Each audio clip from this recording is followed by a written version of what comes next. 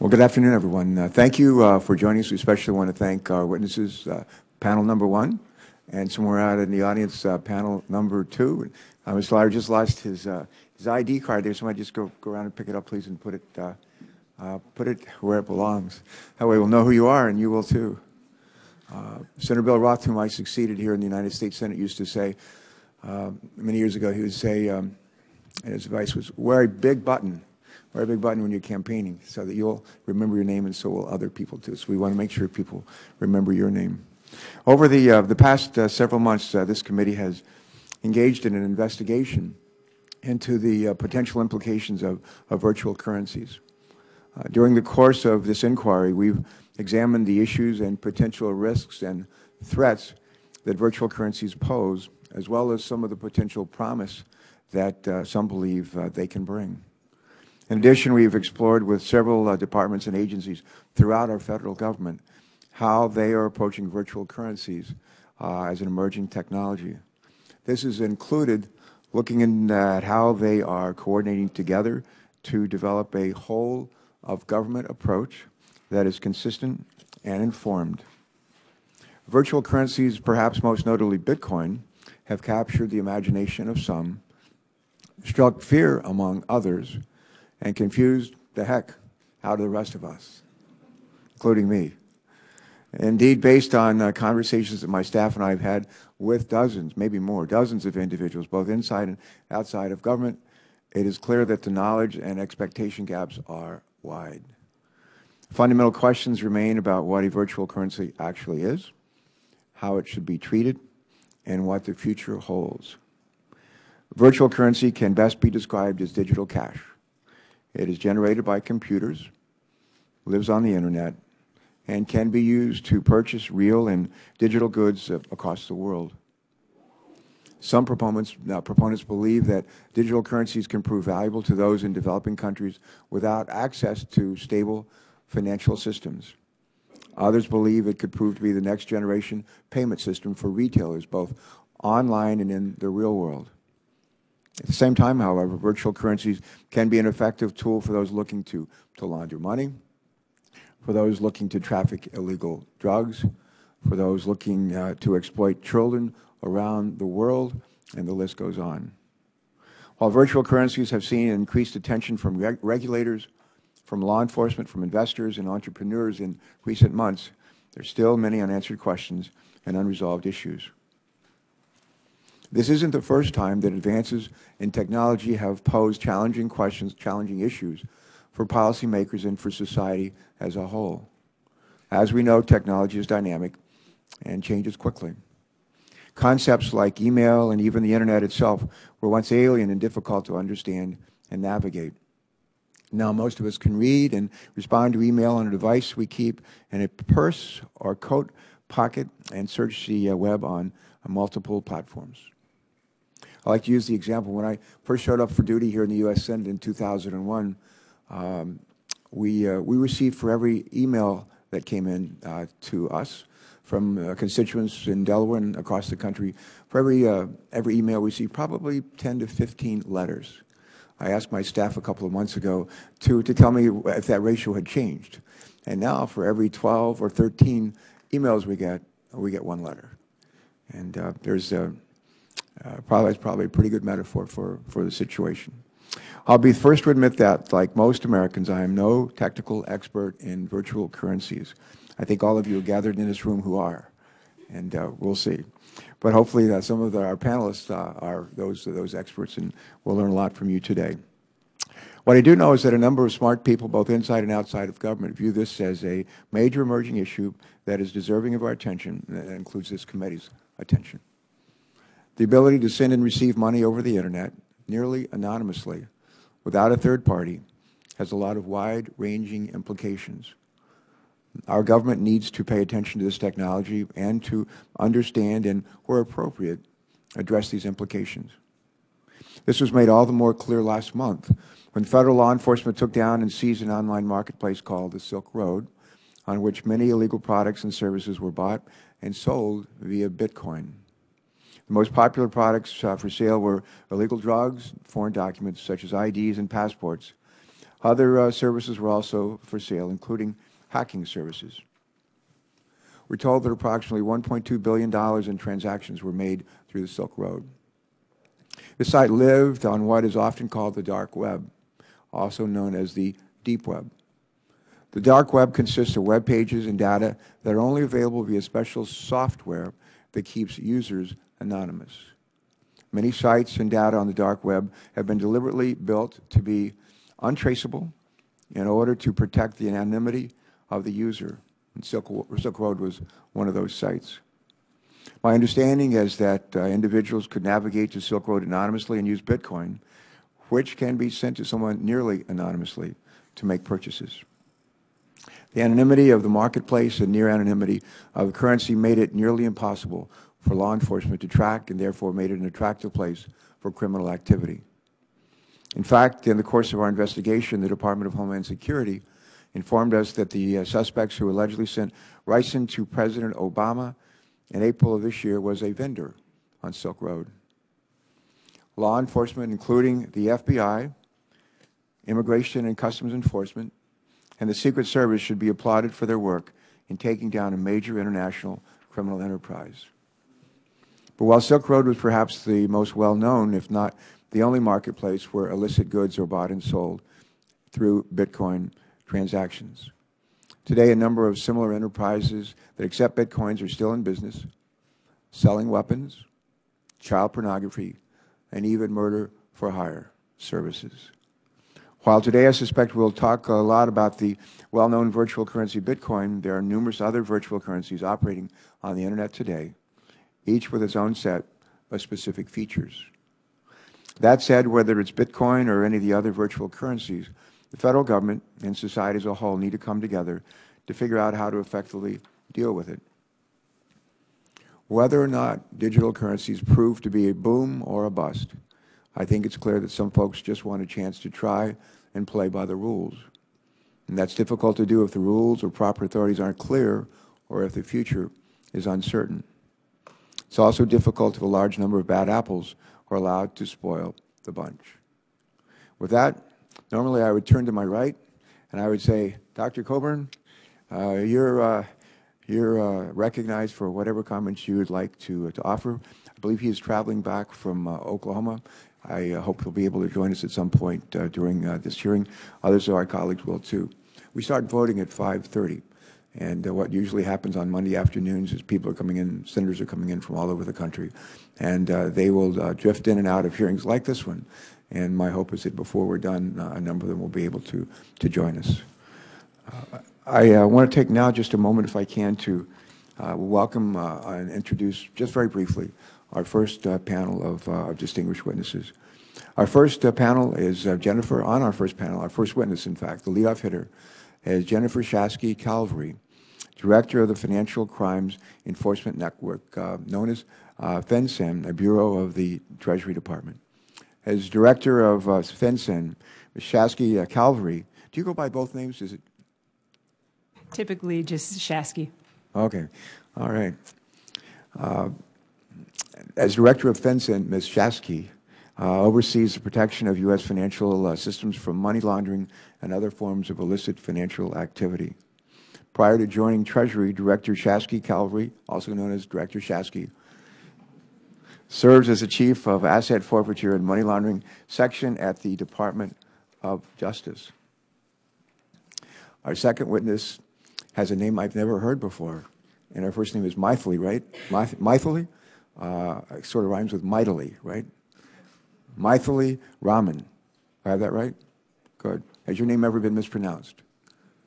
Many times. Today? Today? Not today. Oh, good. We'll try to keep it that way.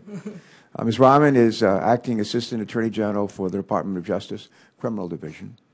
As head of the Criminal Division, Ms. Rahman oversees nearly 600 attorneys who prosecute federal crime cases across our country. Prior to joining the Criminal Division, Ms. Rahman served for nearly a decade as an Assistant U.S. Attorney for the District of Columbia, our neighbor. Our final witness on this panel is Edward Lowry. Mr. Lowry is a special agent in charge of the Criminal Investigation Division at the Secret Service. Mr. Lowry began his career with the Secret Service in 1992 and has been in his current position since February of 2012. In this position, Mr. Lowry directs and coordinates all investigative activities of the agency and the daily operation of the Secret Service investigative offices located throughout the world. Previously, Mr. Lowry established and ran the Secret Service's Cyber Protective Initiative and coordinated operations of the Cyber Investigations Branch and the Cyber Intelligence Section. Again, we want to thank all of you for your service. We thank you for your preparation for today, for your testimony, and for your willingness to respond to the questions that will be asked to you here, and some that will be asked in writing subsequent to this hearing. With that, Ms. Shasky, Director Shasky, you are recognized. And I don't know how long they told you had to give your testimony. What do we say? Pardon? All right, 7 minutes, but you can go a little longer than that. If you go way beyond that, we'll have to draw to a close. But you're recognized. Please proceed. Thank you, Chairman. Just know Carver. that for you and the other witnesses, your entire statement will be made a part of the record. Please Wonderful. proceed. Thank you. Good afternoon, Chairman Carver. Good afternoon. As you mentioned, I am Jennifer Shasky Calvary, the Director of the Financial Crimes Enforcement Network, and I'm pleased to be here today to discuss the important regulatory, enforcement, and analytical work we are doing at FinCEN to prevent illicit actors from exploiting the U.S. financial system as technological advances such as virtual currency create new ways to move money. FinCEN's mission is to safeguard the financial system from illicit use, combat money laundering, and promote national security through the collection, analysis, and dissemination of financial intelligence and the strategic use of our financial authorities. We work to achieve this mission by administering the Bank Secrecy Act, this country's primary anti-money laundering, counter-terrorist financing regulatory regime. By sharing the financial intelligence we collect, as well as our analysis and expertise with law enforcement and regulatory partners, and by building global cooperation amongst financial intelligence units throughout the world. Recognizing the emergence of new payment methods, the potential for abuse by illicit actors, and understanding that AML protections must keep pace with these advancements in technology, FinCEN began working with our partners several years ago to study this issue. Here's what we learned. Illicit actors might decide to use a virtual currency to store and transfer value for many of the same reasons as legitimate users, but also for some more nefarious ones.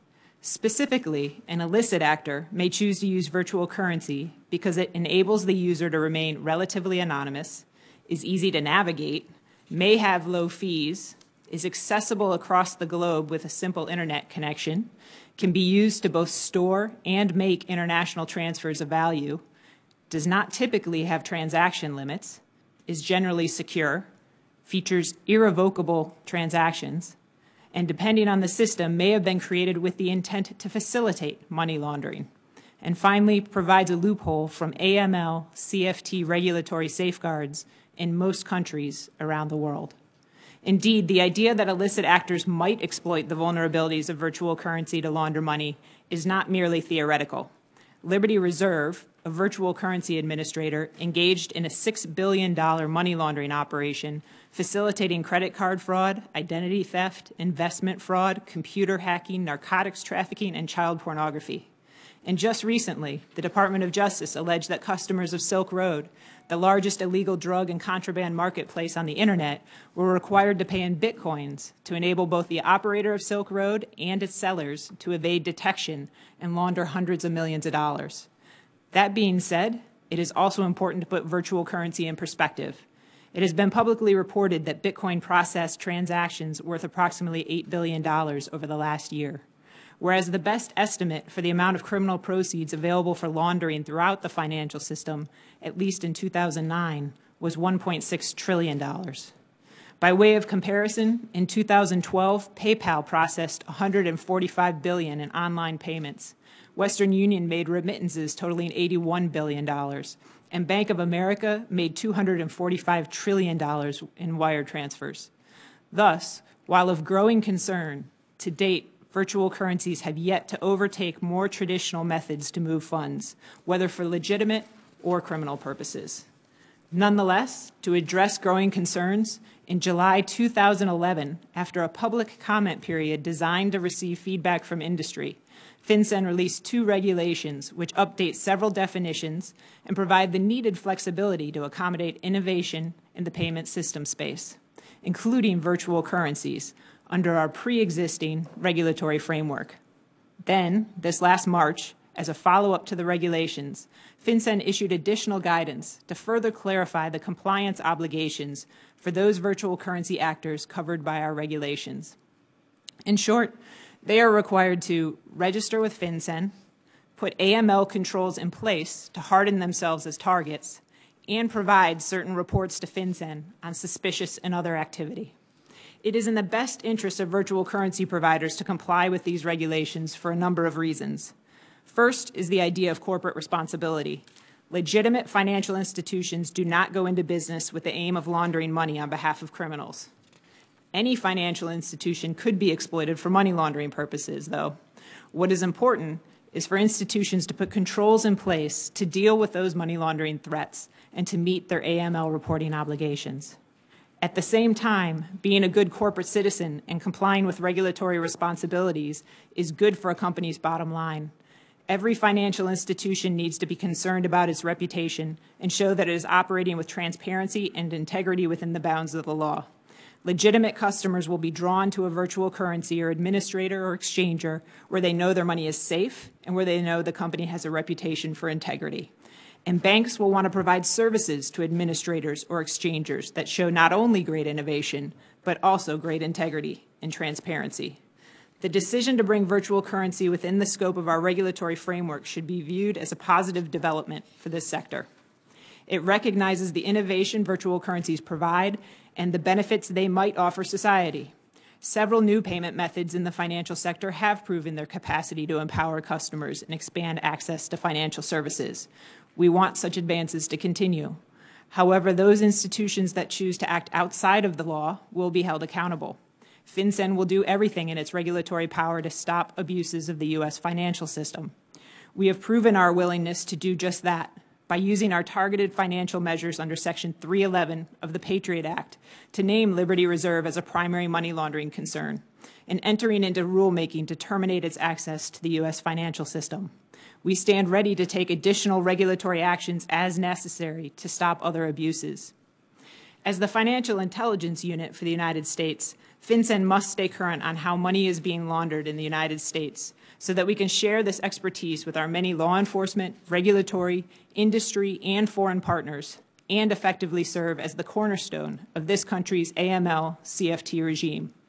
We are meeting this obligation in the virtual currency space as we continue to deliver cutting-edge analytical products to inform the actions of our many partners. We are committed to remaining at the forefront of developments in the days and years to come.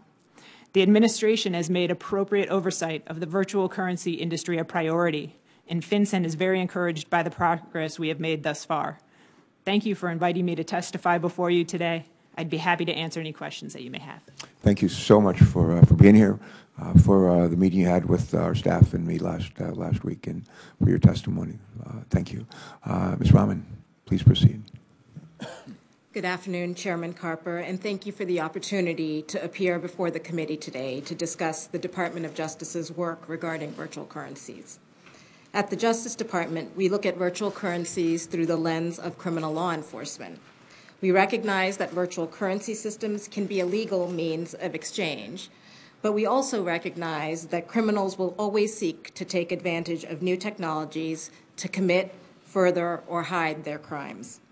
Our responsibility as prosecutors is to ensure that we continue to enforce the law even in new technological settings and to prevent criminals from using those technologies to create zones of impunity.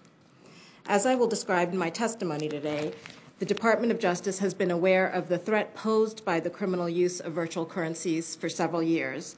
We have already brought several important prosecutions involving virtual currencies, and we intend to remain vigilant in ensuring that any criminal use of virtual currency systems is aggressively investigated and prosecuted.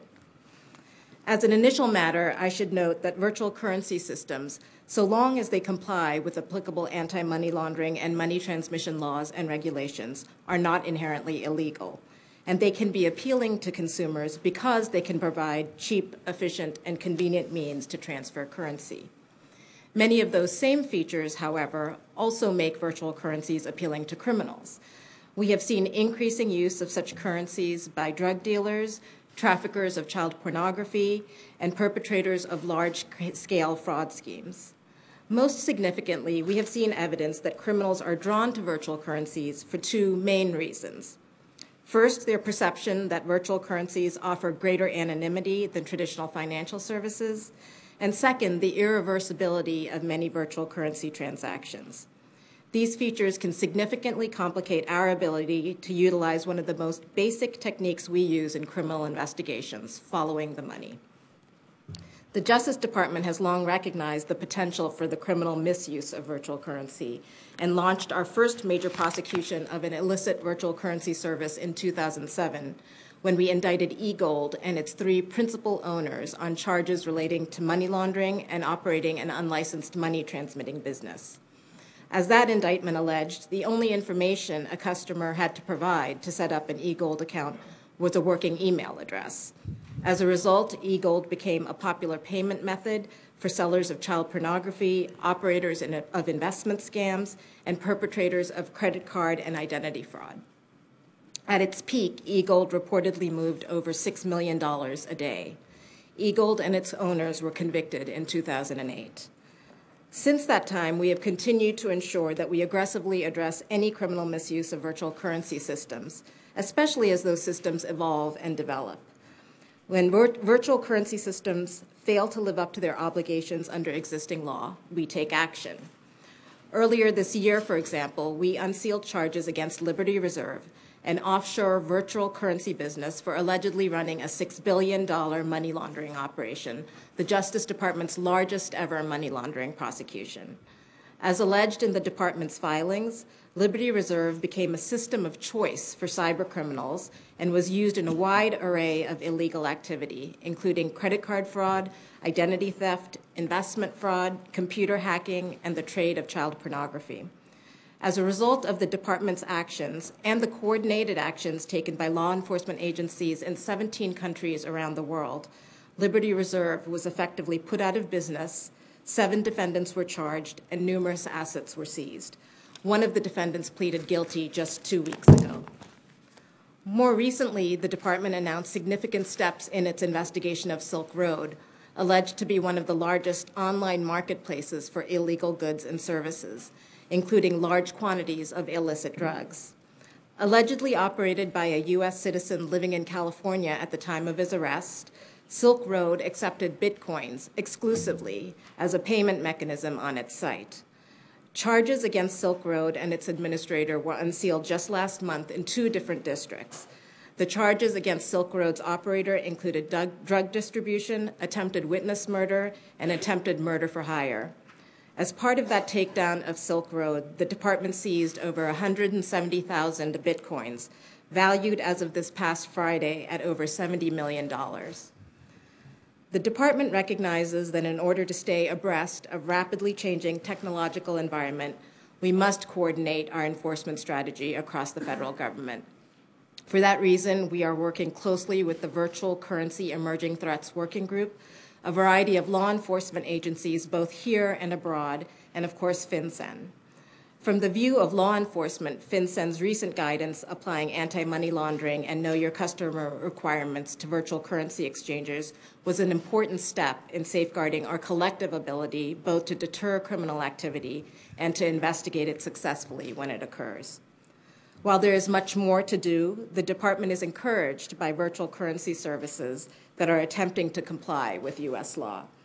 We will continue to reach out to those services and provide them with training and other opportunities for real discussion about emerging threats, as we have long done with other financial services industry participants.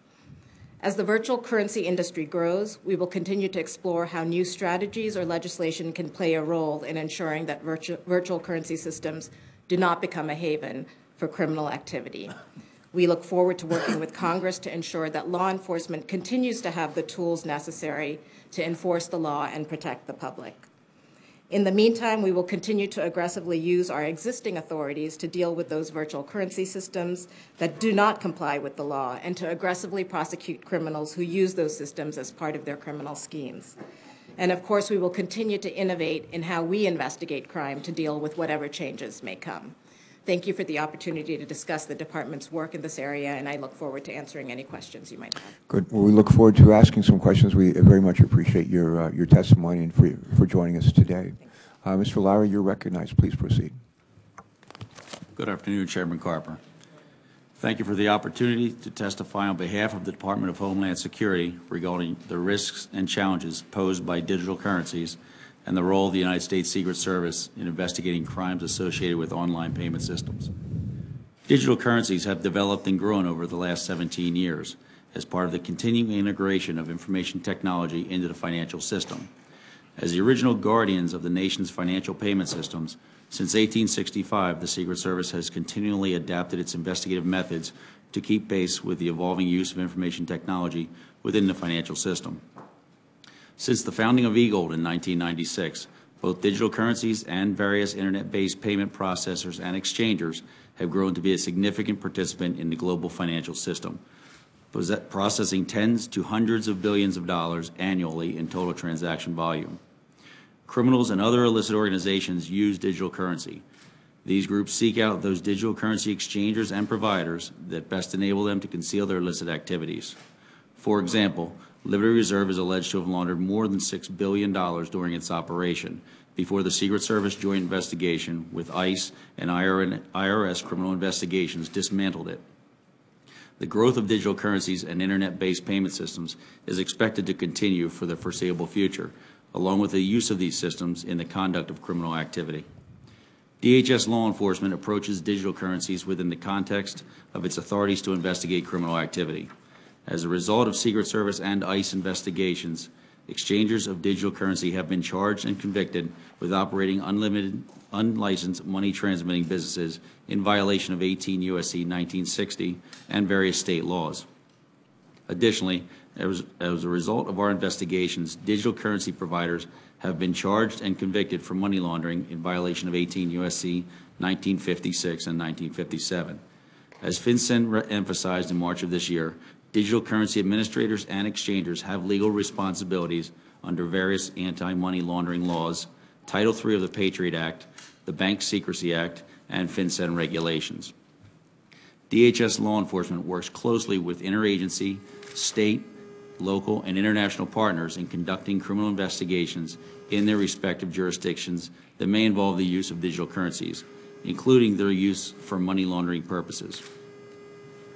In particular, as one of the two federal law enforcement agencies with authority to investigate computer intrusions in violation of 18 U.S.C. 1030, one of the Secret Service's strategic priorities is proactively investigating transnational organized cybercrime and defeating these illicit organizations by arresting their members and seizing and dismantling their criminal infrastructure. The Secret Service has successfully investigated and arrested numerous leaders of major cybercrime operations. For example, the Secret Service arrested Vladislav Horahorn, also known as Bad B, in 2010, and earlier this year apprehended 5 individuals allegedly responsible for the largest data breach ever prosecuted in U.S. history. Over the past 4 years, the Secret Service has arrested more than 4,500 cybercriminals, preventing over $13 billion in losses based on the financial information recovered from those criminals. Importantly, many of these cybercriminals made extensive use of digital currencies as part of their illicit activities. As part of its efforts to disrupt and defeat organized cybercrime, the Secret Service strategically prioritizes investigations of exchangers and administrators of digital currency that perform a substantial criminal role in facilitating widespread illicit activity. As part of these efforts, the Secret Service, in cooperation with other law enforcement agencies and interagency partners, has apprehended the providers of both eGold and Liberty Reserve, ending their operations. The Secret Service has also arrested various illicit exchangers of digital currency that facilitated criminal activity, such as Western Express Incorporated, which was prosecuted by the Manhattan District Attorney's Office, resulting in 16 individuals pleading guilty or being convicted. These cases are discussed more fully in my written testimony, and I welcome future opportunities to further discuss our investigative work with you and your staff. Our digital currencies are a tool used by a wide variety of criminals. Accordingly, numerous law enforcement agencies investigate illicit activity that involves the use of digital currencies.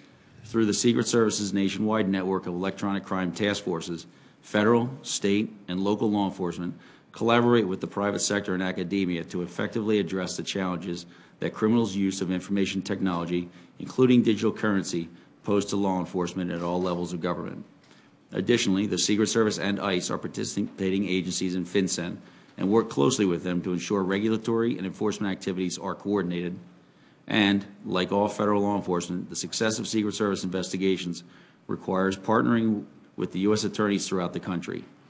In addition to the asset forfeiture and money laundering and computer crimes and intellectual property sections of the Department of Justice's Criminal Division. The Secret Service and ICE also partner with other federal law enforcement for joint investigations and participate in the Virtual Currency Emerging Threats Working Group.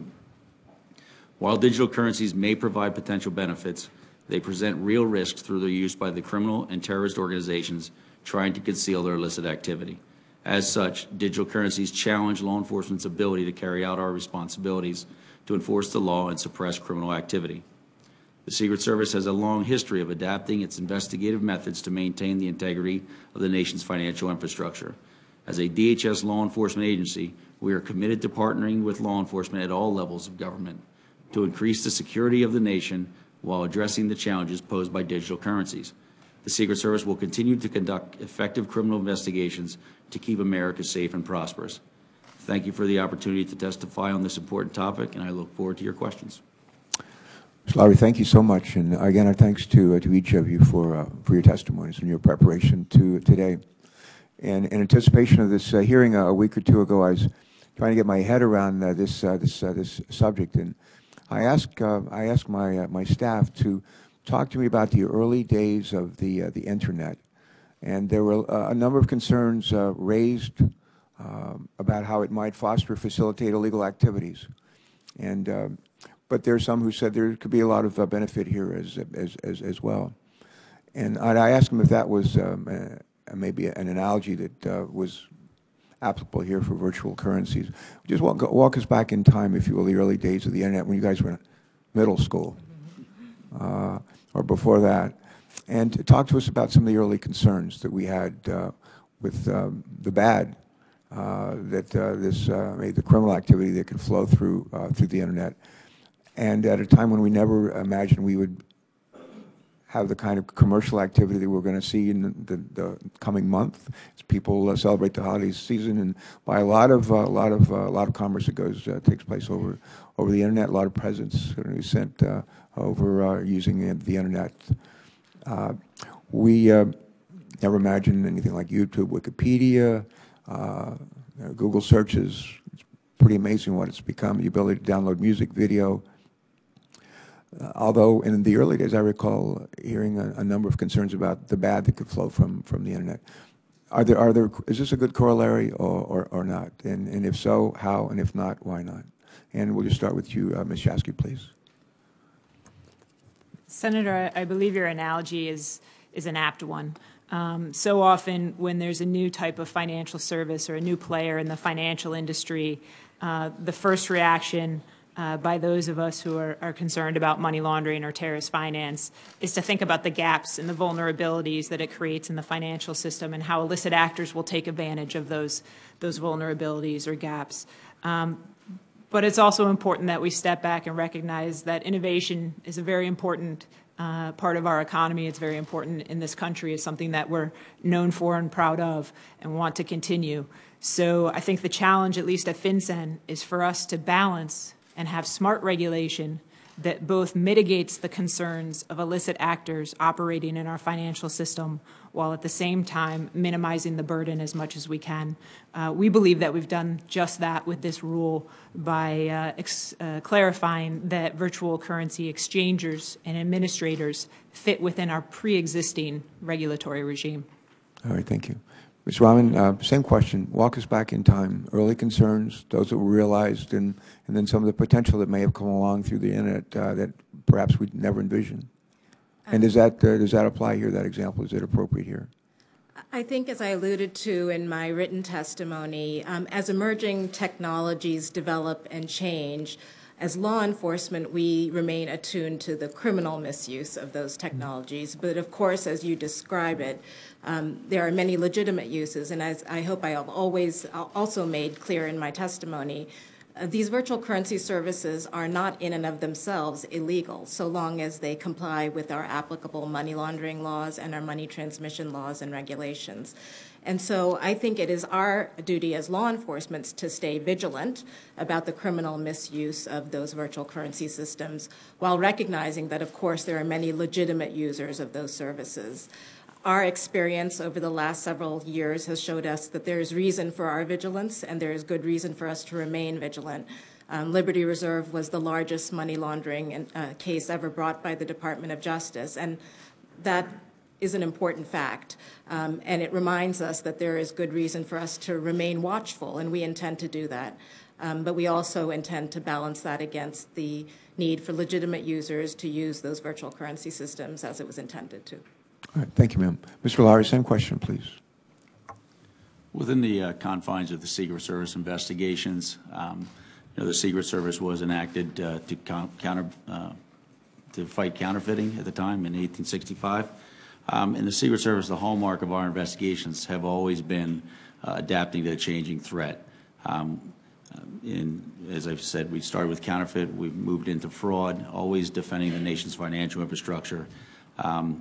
In the 80s, it was access device fraud when credit cards were starting to become a major issue, a major impact on the financial system, and it naturally segued directly into computer crimes.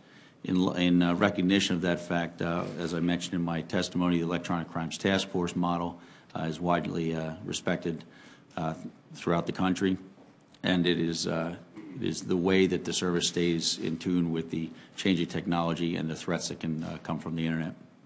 All right. A couple of years ago, there's a film out called Dillinger, and my wife, who's usually not a big fan of gangster movies, said when I went to a local theater complex in Delaware, and one of the films showing was Dillinger. She said, "Let's go see that." I said, "Okay." And I'll never forget one of the scenes in the film. Dillinger and his gang, they made their living robbing banks, as you know, shooting people up and getting away with it. And near the latter part of the film, they were on the run, and Dillinger looked up one of his old compadres in the bank robbing business to see if he couldn't give him a hand. And I remember they met, and it looked like the top floor of a big old warehouse had been retrofitted. And you walked in, and there's all these guys, a lot of them wearing like shirts and ties, on old phones, making phone calls. And the Dillinger said, what's going on here? And apparently they're booking operations, numbers operations, and so forth. And the fellow who's running the operation says, "We don't rob banks anymore." And he said, "You're stupid to do that." He said, "This is the future." Mm-hmm. He said, "This is the future for criminal activity, the way to make money." And I suspect for some people, they see this is a future for them to make money through criminal activity, whether it's in pornography, child pornography, where it's in money laundering, human trafficking, any number of activities. But we figured out how to deal with those guys in that film wearing their shirts and ties and doing illegal activities, not robbing banks anymore, not shooting people anymore. We figured out how to deal with that. How confident you are that we're going to be able to deal with the potential criminal misbehavior with this new technology that's before us? Mr. Lowry. And the second part, I said, what role does the legislative body, three branches of government, but what role does the legislative body, those of us who privileged to sit in these seats, what role do we have to play to make sure you have the resources you need to meet the dark side of this technology? Again, going back to my testimony, the Secret Service has investigated many first-of-their-kind investigations. We specialize currently in the transnational cyber criminal, the professional criminal that is targeting our financial infrastructure. We operate within the confines of the laws that we are entrusted to enforce, predominantly 1028, 1029, 1030, which would be access to device fraud, identity theft, and computer hacking. You spoke earlier about the change and how the crimes have changed. I believe that one of the largest changes is the reach of the criminal. It used to be that we had to worry about, back in the days of early access device fraud, we had to worry about someone dumpster diving or trying to get an actual, image of your credit card. Today, anyone in the world can reach anyone else in the world, and that's changed how we have to enforce our laws. Again, we are consistently, aggressively, and strategically investigating, trying to direct our investigations to the highest impact within the confines of the existing laws, which I believe there are plenty of cyber criminals in prison right now that would agree were pretty effective. The second half of my question, and I'd ask you to respond to it, and then we'll turn to Ms. Rahman. But three branches of government: judicial, executive, legislative. The role that we're attempting to play today on this committee is not just an oversight role, although this is a Homeland Security and Governmental Affairs Committee. We historically do oversight and have for many, many decades. Homeland Security piece of this committee is actually newer. It's only about 10 years old. But we have a role for oversight. We also have, I think, an obligation or an opportunity here to try to make sure that the administration is working maybe with other law enforcement agencies across the country, but they're working in a cohesive, collaborative manner. And I'm encouraged to see that that might be the case. But what advice would you have for us on the legislative side? How can we be supportive and better enable you to do your very difficult work as this new technology appears before us? Well, I believe it goes back to the most important part of being able to do this job is the hiring, developing, and retaining of a highly qualified workforce. Obviously, you need a technically gifted investigator to follow the trail and to run these international criminals down. So that is always a challenge, especially in the current fiscal environment. But any support in that realm is definitely appreciated. All right, thank you. Ms. Rahman? Your first question was whether we can keep up with the changing technology, and I do think that law enforcement has proven itself to be nimble and aggressive and willing to work together, not only with agencies here in the United States, but abroad in order to effectively combat the threat. I've mentioned Liberty Reserve before, but it's an excellent example of how our agencies have worked together to take down an enormous money laundering operation. We worked together with FinCEN and Treasury. They took coordinated action at the same time that law enforcement made arrests here and abroad. We had 17 other countries working with us for coordinated arrests and takedowns. We seized assets on the same day that arrests were made, and we took down domain names on the same day that arrests were made. So I do think we're nimble enough and creative enough and aggressive enough to be able to combat the threat. And that doesn't mean that we're not unaware of the challenges that are posed by virtual currency. And there are specific challenges that are inherent to virtual currencies that we are remaining attuned to. The anonymity is certainly one that we are paying attention to. The fact that some virtual currency services may be based in countries that have laxer regulatory oversight is of concern to us. There are issues with difficulty in obtaining customer records and a host of other difficulties and challenges that go along with investigating global organizations. But I think as our track record shows, we're up to the challenge, and we're continuing to work together to ensure that we are innovating as criminals are innovating and that we stay one step ahead of them. As for what the legislative branch can do, I think as for our criminal statutes, we feel confident that the statutes that we have available to us, our money laundering statutes, our money transmitter statutes, are broad enough to encompass the activity that we've been talking about this afternoon. And in fact, those statutes are the ones that we used in eGold and Liberty Reserve, for example.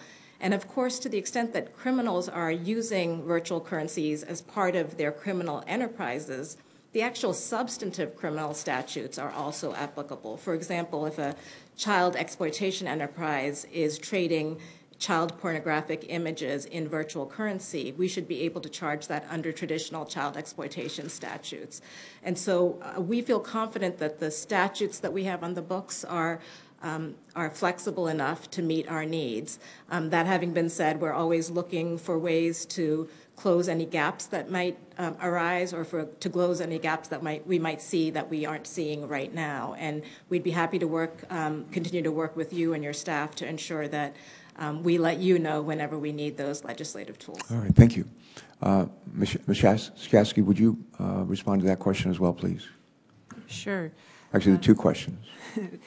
Thankfully, Congress's actions in passing the Bank Secrecy Act and the USA Patriot Act have already given us a strong platform to meet the challenge. So we're confident that we can meet this challenge, at least in the first instance, using that platform. So the Bank Secrecy Act, of course, is this country's anti-money laundering and counter-terrorist financing backbone, which we administer at FinCEN. We issue the regulations under that.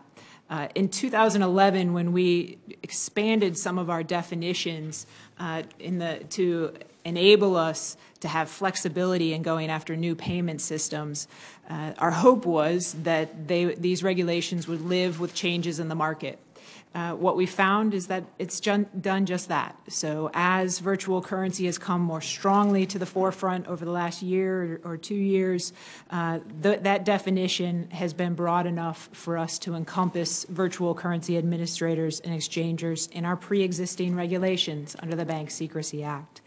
And then with the USA Patriot Act, Section 311 of that's the section that gives us the authority at FinCEN to name a foreign financial institution as being of primary money laundering concern and to cut it off from the U.S. financial system. And that's exactly the provision we use to confront Liberty Exchange, that targeted financial authority provided to us by Congress. So we feel like we have a pretty good basis on which to act already, but it's hard to predict where the financial system's going to go and what tools we might need next. And we would be very thankful to continue that conversation with Congress to see if any additional tools might be better. Okay, thank you. And in your testimony, Ms. Shasky, you said on page 11, I think, of your original testimony, I'll just read a couple of sentences from it if I could. You said, several new payment methods in the financial sector have proven their capacity to empower customers, encourage the development of innovative financial products, and expand access to financial services. And you went on to say, we want these advances to continue. And then you said, however, those institutions that choose to act outside of their AML obligations and outside of the law have and will continue to be held accountable. FinCEN will do everything in its regulatory power to stop such abuses of the U.S. financial system.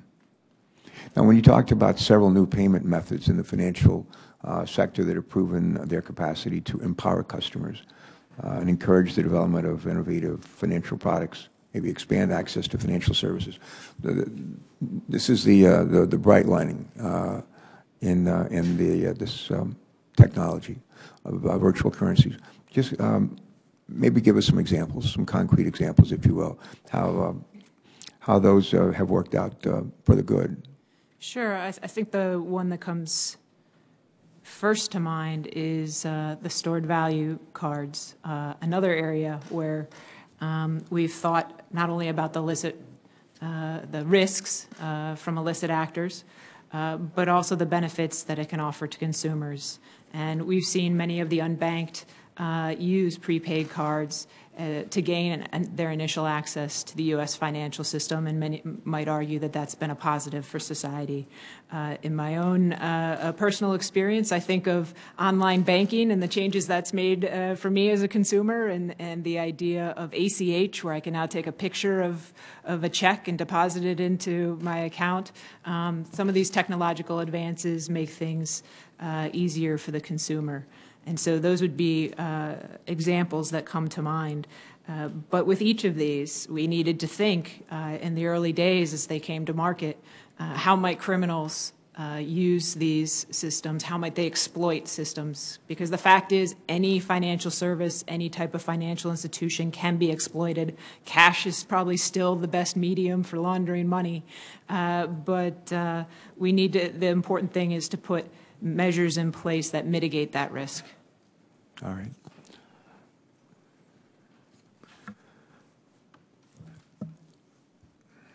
I'm going to ask each of you to take a shot at this question. We've already addressed it to some extent, but I want to come back and do a little deeper dive if we could. The question I want to get to and I want to come back to is whether or not you think that virtual currencies, that would include Bitcoin, fit into our current legal and regulatory framework. And we talked a little bit about this and I explored in the last question, but come back to me, if you will, with some further thoughts on whether you see any gaps in our statutes, any gaps in our regulations regarding virtual currencies. So that's part of the question. The second half of the question were which agencies do you believe need to be at the forefront of the federal government's work on virtual currencies? Two questions. And Mr. Lowry, if you feel up to taking this one first, that will be fine. Thank you. So is virtual currency within the legal existing laws? I can speak, and I know obviously Bitcoin is the currency that is part of this discussion today.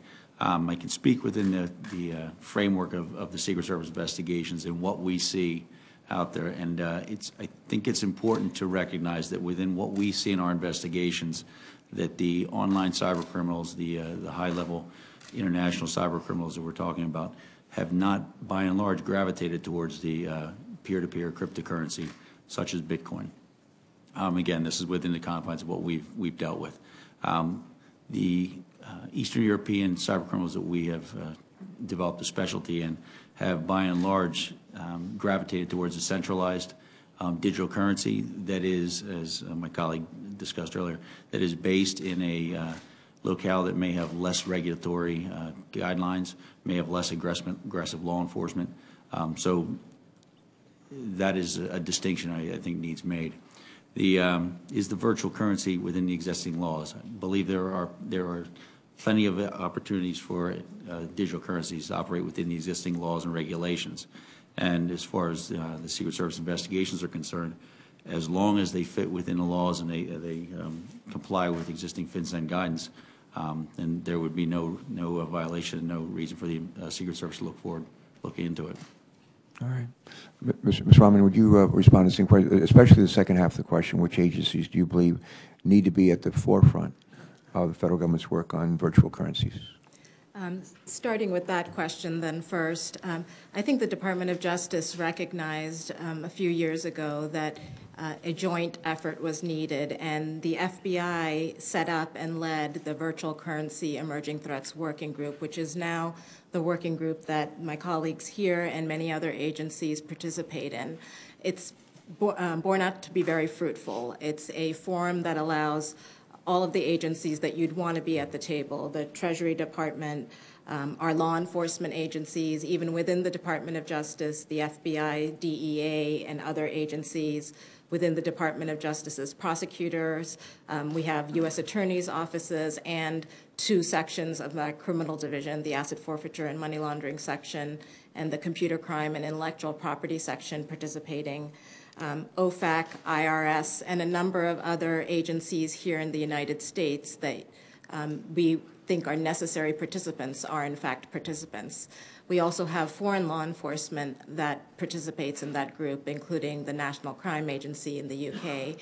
And these are, I think, the most important agencies to be at the table. That covers the waterfront in terms of regulations and regulatory enforcement and criminal law enforcement.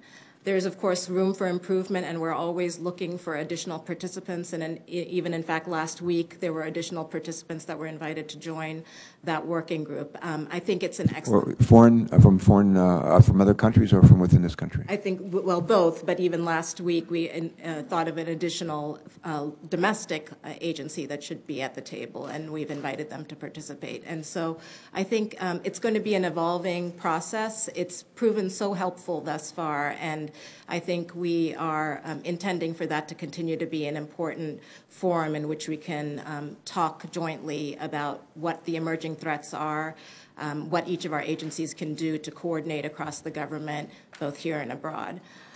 As for the regulations and the laws that cover virtual currencies, I feel confident that currently are criminal statutes that we have used in our prosecutions thus far have been effective tools. Our money laundering statutes have been very effective in our ability to prosecute e-gold, Liberty Reserve, for example. Our substantive criminal statutes, such as our drug trafficking statutes and murder statutes, have been effective thus far in being able to charge the administrator of Silk Road. And our money transmitter statutes, which is 18 U.S.C. 1960, has also been used to prosecute Liberty Reserve and some of its principals, for example. And so I do think that we have the statutory tools, for the most part, that we as prosecutors need to get at this kind of criminal activity. But I will say that the Department of Justice over the last few years has been proposing and pushing updates to our money laundering statutes through the Proceeds of Crime Act and related pieces of legislation. And those changes are ones that we continue to support.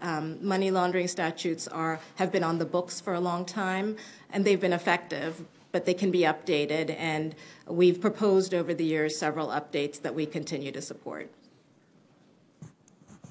Shasky? Sure, taking the questions in turn. FinCEN has never opined and still is not opining on whether virtual currency is a real currency or a commodity, as those questions are outside of our purview. We are the anti-money laundering, counter-terrorist financing regulator for the federal government. And so our regulations spoke to that and only that, and we tried to make that clear in our guidance this last March. But this country, like all countries, has an interest not only in protecting our financial system from money laundering and terrorist finance, but also protecting consumers from fraud, collecting taxes, protecting investors, ensuring economic stability, all things that are a part of our regulatory system but outside of the purview of FinCEN.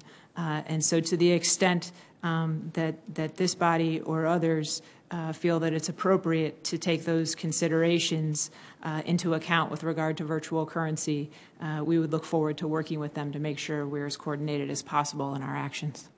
All right, thank you. You all know about the Government Accountability Office, GAO, and one of the most people, I guess a lot of people in this country have heard them. Most people probably have no idea what GAO is or what they do, but they're, as we know, a watchdog, and they're sort of the congressional watchdog to make sure that we're minding our P's and Q's in the federal government in a lot of different ways. And the way we run our operations, trying to do it in a cost-effective way, broad operations, widely diverse operations. Every other year, GAO comes up with something they call their high-risk list. And when I first heard about the high-risk list, I said, what is that? And they said it's a high-risk list is a whole list of activities designated by or identified by General Accountability Office to waste money. Every now and then I talk to constituents. We talk about what we're doing to try to reduce the budget deficit. And I have people say, I don't want to pay any more taxes, but if I'm going to, I just don't want you to waste my money. And one of the things that GAO does, working with the Congress, is to identify ways to spend money more effectively, and also to collect monies that are owed to the Treasury more effectively. And it's that second half of that function I want to talk about. The GAO every other year reports to us, along with the help of the IRS, on something called tax gap. Monies that are owed, hundreds of billions of dollars that are owed to the Treasury, but not being collected. In some cases, we have a pretty good idea who owes the money, the entities that owe the money. But it's a lot of money that goes uncollected. And I'd like to say that number is going down, but unfortunately, to my knowledge, it isn't, at least not just. But what I want to do is, with that as background, just ask you this. When I think about the new types of currencies, I wonder how they fit in to the tax system here in our country. And as you know, we just talked about it, GAO, but they issued a report, I think it was earlier this year, maybe it was May of this year, in which follows my line of thinking and assesses that virtual currencies could present a real vulnerability and actually make worse what is already a difficult situation. They recommended that the IRS find relatively low-cost ways to provide guidance to taxpayers on the basic tax reporting requirements for virtual currencies. And let me just ask, do you know the current status of that guidance, and what could we expect it to include, and when can we expect it to be released? And I would say either Ms. Shasky or Mr. Rahman, if you could tackle that one, I'd be grateful. I'd be happy to begin with that one. So first of all, as the Financial Intelligence Unit for the United States, one thing FinCEN does after it collects all of the information that our financial institutions provide to us is we make that available to our partners in law enforcement, not only for the purpose of enforcing our criminal laws, but also for the collection of taxes. And so we have a very close and long-standing relationship with the IRS, both on the criminal side and the civil side, to help them do just that. In fact, this very last week, we were meeting with them on this very topic, virtual currencies, and how to think of that in our joint work. Something that I know they're taking very seriously.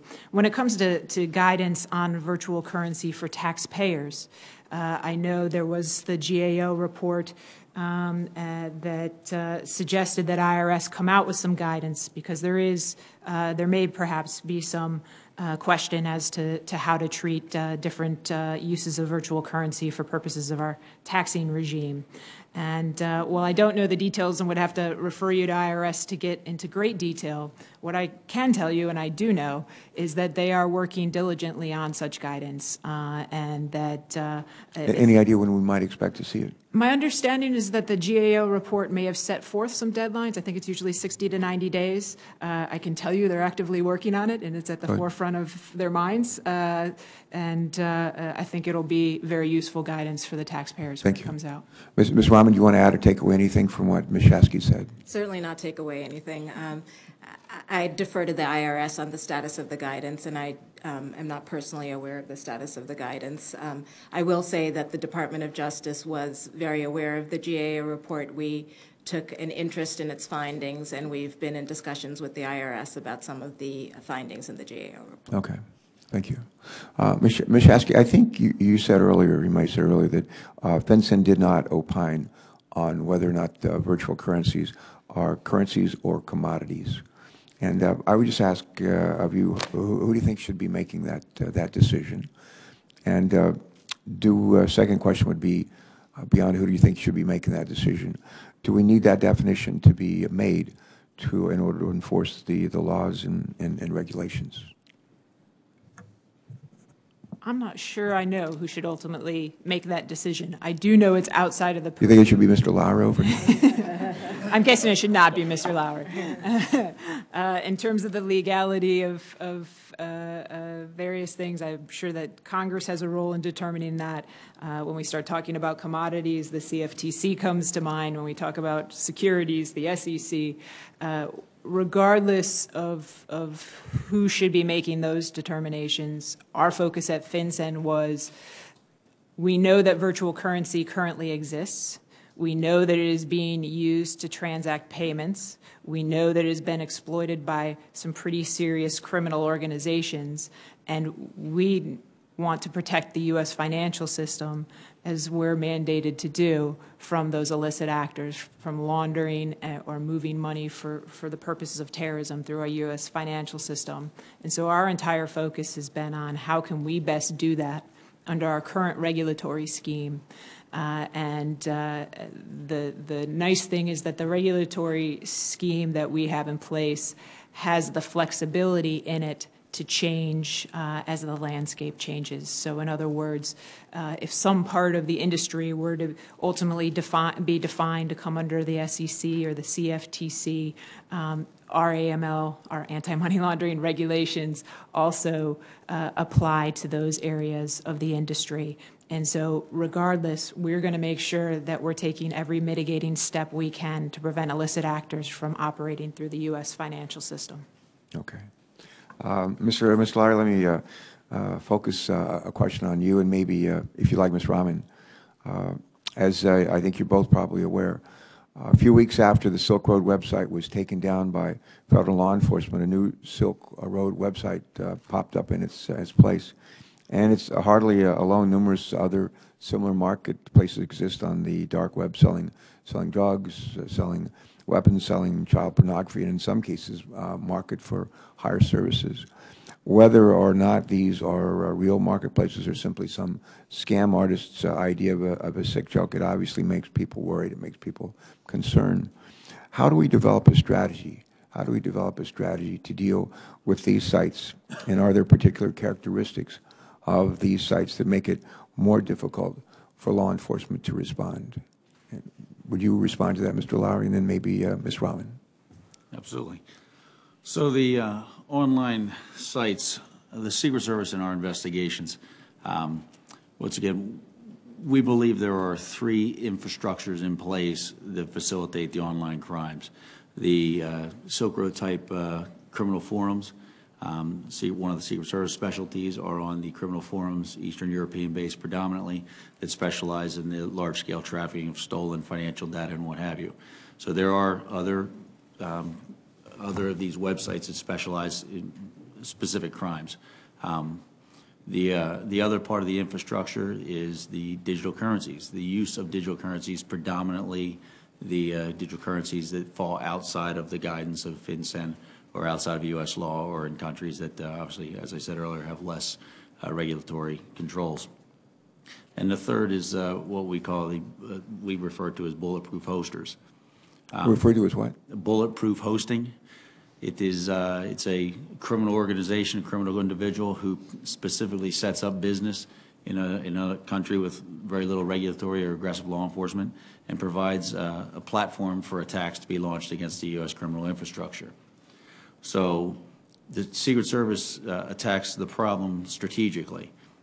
We are always looking to identify the individual behind a specific crime, the intruder, the large-scale vendor of stolen personal data, or what have you. And at times it may be that if we can identify a forum or a digital currency that is within legal reach, within reach of U.S. law enforcement, case in point, Liberty Reserve or e-gold, then it makes strategic sense to take that out of the equation and it disrupt the criminal organization for strategic reasons, quite honestly, usually to facilitate the arrest of other individuals we're looking at. All right, thank you. Ms. Rahman, you want to add anything to that statement? I think the challenge that you're pointing to sometimes really results from anonymity, and it results from many criminals migrating to hidden services on the internet. Migrating to what? To hidden services on the internet. And that has been a challenge for law enforcement, but as you've seen from the results that have that we've been able to achieve in the last several years, I think we've been able to keep pace with that, and we've been able to develop tools and strategies to address it. Although it is, I think, as you mentioned, it can be frustrating to the public to see another website pop up after one that seems similar to it just having been taken down. I do think, as Mr. Lowry said, that it's incredibly important for us to be taking those steps, not just to disrupt that particular organization, but to send a message to the users of those websites that that they cannot trust those types of websites, that law enforcement is watching, and it is not, in fact, anonymous, and it is not, in fact, immune from investigation. And that is an important message to send. All of us in law enforcement who pay attention to the results of these takedowns know that the community is aware. The criminal community is aware when we take these actions. It's important that we do so. It's important that we put the wrongdoers in prison when they deserve it, and it's important for us to put these organizations out of business, and I think we've been able to do that. Well, that was a very encouraging addition to Mr. Lowry's response. Thank you. I have another question on domestic job creation that I'm going to direct to Ms. Shasky. But before I do, my last question will probably fall right after that, and then we'll introduce our second panel. Take maybe a short recess and introduce our second panel after that. But sometimes I ask a panel that's before us, when we're trying to figure out how to to develop some consensus to address a significant challenge to our country. One of the things I'll do, you were very kind to present an opening statement, and I appreciate very much your clear, straightforward responses to the questions I've asked. But I want to ask each of you to take a minute or two maybe to give a closing statement and to reflect on what you said, what others have said, some of the questions that we've asked, and some of what you heard your colleagues on the panel to say. So just be thinking about that. And while they're thinking about that, Ms. Shasky, I'm going to ask you this question about domestic job creation. As you know, there's been some concern that virtual currency businesses might leave the U.S. and move overseas to jurisdictions with a less strict regulatory framework. And what, if anything, can the U.S. Do to try to keep businesses in this country? What are we doing that seems to make sense? What maybe more should we do? And along those same lines, is FinCEN engaging with international partners on regulation of virtual currencies? It sounds like we are, but if you could expand on that, I'd be grateful. So those two questions, please. Sure. So first, in terms of keeping business in the United States, I guess I'd say that if business is going to leave the United States based on perceived or actual regulatory burden, I at least believe that they're going to find that gain short-lived. Every country, as I mentioned earlier, has an interest in protecting its financial system from illicit actors who would launder money or move money on behalf of terrorist organizations, in collecting taxes, and protecting investors, and protecting consumers from fraud, and ensuring a stable economy. And so if this payment system, this virtual currency payment system about which we're talking today is going to survive and be a real player, a significant player in the financial system, regulation both at home and abroad is going to catch up because it has to. And so our challenge here is to have smart regulation that both mitigates the risks while at the same time minimizing the burdens. I feel confident that at least in the AML CFT what does that stand for? Anti-money laundering, counter-terrorist financing realm, we have managed to do that and met that challenge. I think that's going to be borne out over time. So I think the innovation and the jobs will stay in the U.S., or at least come back to the U.S.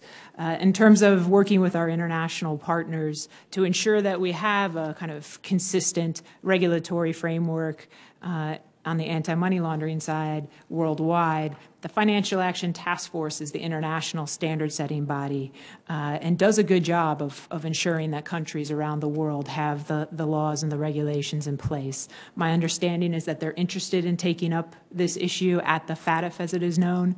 What I can tell you for sure is that my counterparts abroad have been reaching out to us quite a bit to find out what we're doing in this regulatory space. We managed in this country to be able to act a bit quicker than some of our colleagues because we had the broad definitions and were able to fit virtual currency within our pre-existing regime. Germany was able to do the same thing, so they too already have regulations on the books. Other countries are trying to figure out how they can catch up. All right, thank you. Now, while you think about the answer to this last question we're going to let Mr. Lowry and Ms. Rahman go ahead and just give us just a brief closing statement. Ms. Rahman, you want to go first? Well, first of all, I want to thank you for holding this hearing. It's encouraging from the law enforcement standpoint to have interest in these kinds of issues because they aren't easy. Although we've had many successes, we've clearly had challenges too, and it is helpful when we have interest from people like yourself, and it's helpful when we have questions asked of us like, what can we do to help? There's always something that we can do better, and it's helpful to have these dialogues. I also think it's encouraging that I have colleagues like the ones that are sitting next to me who have been willing to work together on these emerging threats. I think we've all approached it in the same way, which is that virtual currencies in and of themselves are not illegal. We've all recognized that innovation is important, and we've all recognized that, like criminals around have done for ages. This will be another vehicle through which criminals may try to launder proceeds or commit additional crimes. I feel confident that we have the tools that we need to address those threats. And I feel confident that we have the will to address those threats. But we need to keep pace with what is going to come, and we will remain vigilant. We intend to be as aggressive in the years to come as we have in the last several years. Virtual currencies didn't just sneak up on us. As I said in my opening statement, we brought our first indictment in 2007. And so we assume that these kinds of threats will continue to emerge and change and evolve, and we intend to keep pace. All right, thank you. That's a pretty good closing statement. You should do this for a living. It just so happens I do. That's good. I think you found the right job. Mr. Lowry. I would echo those statements. In fact, I think each of you have. Each of you have. But in closing, as a DHS law enforcement agency and a longstanding regional defender of the U.S. critical infrastructure, the Secret Service working with our partners in law enforcement as well as in the prosecution and FinCEN and our international partners will continue to work strategically to remove the gravest threats to our infrastructure. It's going to take consistent awareness of the growing threat. It's going to be, we're going to have to adapt as we always have, and we're going to have to hurdle the international issues and what have you, working together overseas. And I do know U.S. law enforcement is very aggressive and also very collaborative with our foreign partners because we realize that this issue can't be taken care of just by ourselves. We will continue to work as we respond to these threats. We, as a part of DHS, will continue to work to disseminate the threats through DHS and through our electronic crimes task forces, through our various partners, to ensure that the remaining 16 CIKRs throughout for the country's infrastructure are provided the greatest level of protection. And we believe firmly that aggressive law enforcement is a strong part of cybersecurity, which will benefit the nation as a whole. Thank you. Ms. Shasky, the last word. Thank you, Senator Carper. I'd like to thank you, as my colleagues did, for convening this very important hearing. I heard a banker, a CEO of a fairly large bank, say recently that having the privilege to be a financial institution and be a part of the global financial system is just that, it's a privilege. And there's a reason why countries and jurisdictions ask you to be licensed to be one of those financial institutions, because it also comes with great responsibility. You have great power in your hands as a part of the financial system, and particularly in this country with the financial system we have in the United States. And so while innovation is a wonderful thing, and innovation in the financial services industry is incredibly important, it does come with obligations to have that entree and be able to be a part of the U.S. financial system. And one of those obligations is helping to protect that system from illicit actors. So we believe that the regulations in place have met that balance of mitigating the risks while minimizing the burden. In essence, we're asking virtual currency exchangers and administrators to do three things. Register with FinCEN. It's an online form and it's free. Put in place AML protections, controls in place to harden yourself to the likelihood that bad actors will take advantage of your system. And maintain records and provide certain reports to FinCEN, including suspicious activity reports. It's something that many other players in the financial system already do, from the smallest mom and pop check casher that's on the corner, probably just up the street here, to the biggest of the global financial institutions. They've all found a way to offer their services while maintaining those same protections.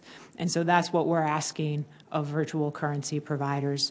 We believe it's reasonable, given that we've seen that virtual currency has, in fact, been exploited by some pretty serious actors. That being said, FinCEN is constantly engaged in outreach to industry and have been engaged in outreach with the virtual currency industry. We try to bring different parts of the industry together so that they can learn from each other the practices, best practices for hardening themselves to illicit finance, and to share the information we collect from them back with them so that they can become even better at protecting the U.S. financial system. So at the end of the day, we hope we have that balance right. We think we have that balance right, but we're committed to continuing the discussions both with industry to see if that's right, as well as our colleagues on the law enforcement side. Thank you. Thank you. This has been a thought-provoking presentation and discussion. It's been encouraging as well. This is probably a stretch of an analogy, but I'm going to try to make it fit. I serve on a committee called Environment and Public Works, and we wrestle all the time with the need to clean up our environment and to put in place the kind of regulatory structure, legislative structure, combination of laws and regulations and enforcement that enable us to breathe the air and drink the water and do so without fear. I always like to say we don't have to make a choice. It's a false choice to say we have to choose between a stronger economy and a clean environment. I think that's a false choice. And one of the questions that's been rattling around in my mind and as we've drilled down on this subject, is it possible to reap the benefits, including the economic benefits of this virtual currency, but at the same time cleaning up the kind of misbehavior, criminal behavior that we all know is out there and is a concern to all of us. And just as I'm become convinced over the years it's possible to have a stronger economy and a cleaner environment, I'm encouraged that maybe it's possible to have the benefits of a virtual currency or virtual currencies, and to actually be able to not facilitate, but to hold down the kind of criminal activity and criminal involvement that we talked about here today. So thank you for giving us both sides of the story. And we're going to have, I suspect, a chance to work with you all some more.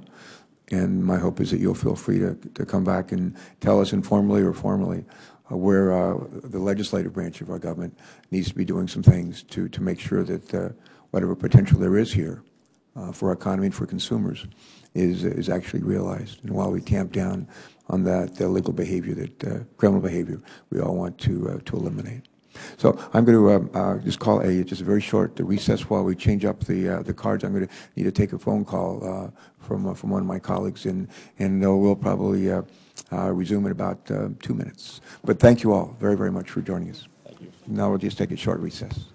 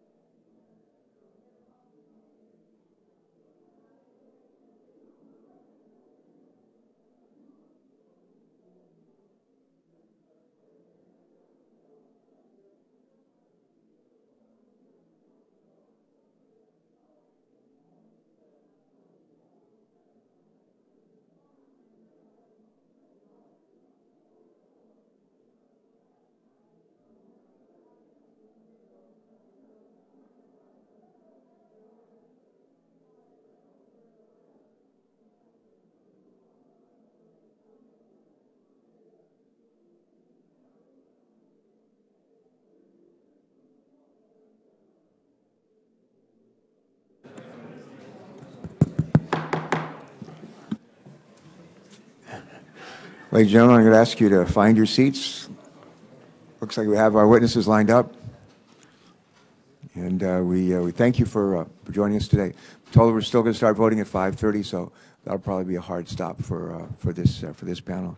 But let me take just a moment, if I could, to introduce each member of this panel. Distinguished witnesses. It's my notes here say distinguished witnesses, so thank you.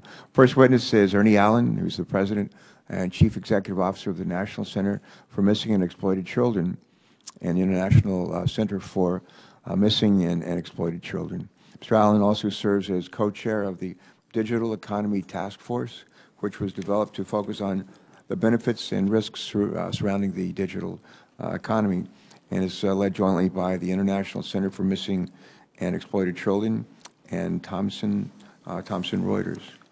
Our next witness is Patrick Mark, and General Counsel for Bitcoin Foundation.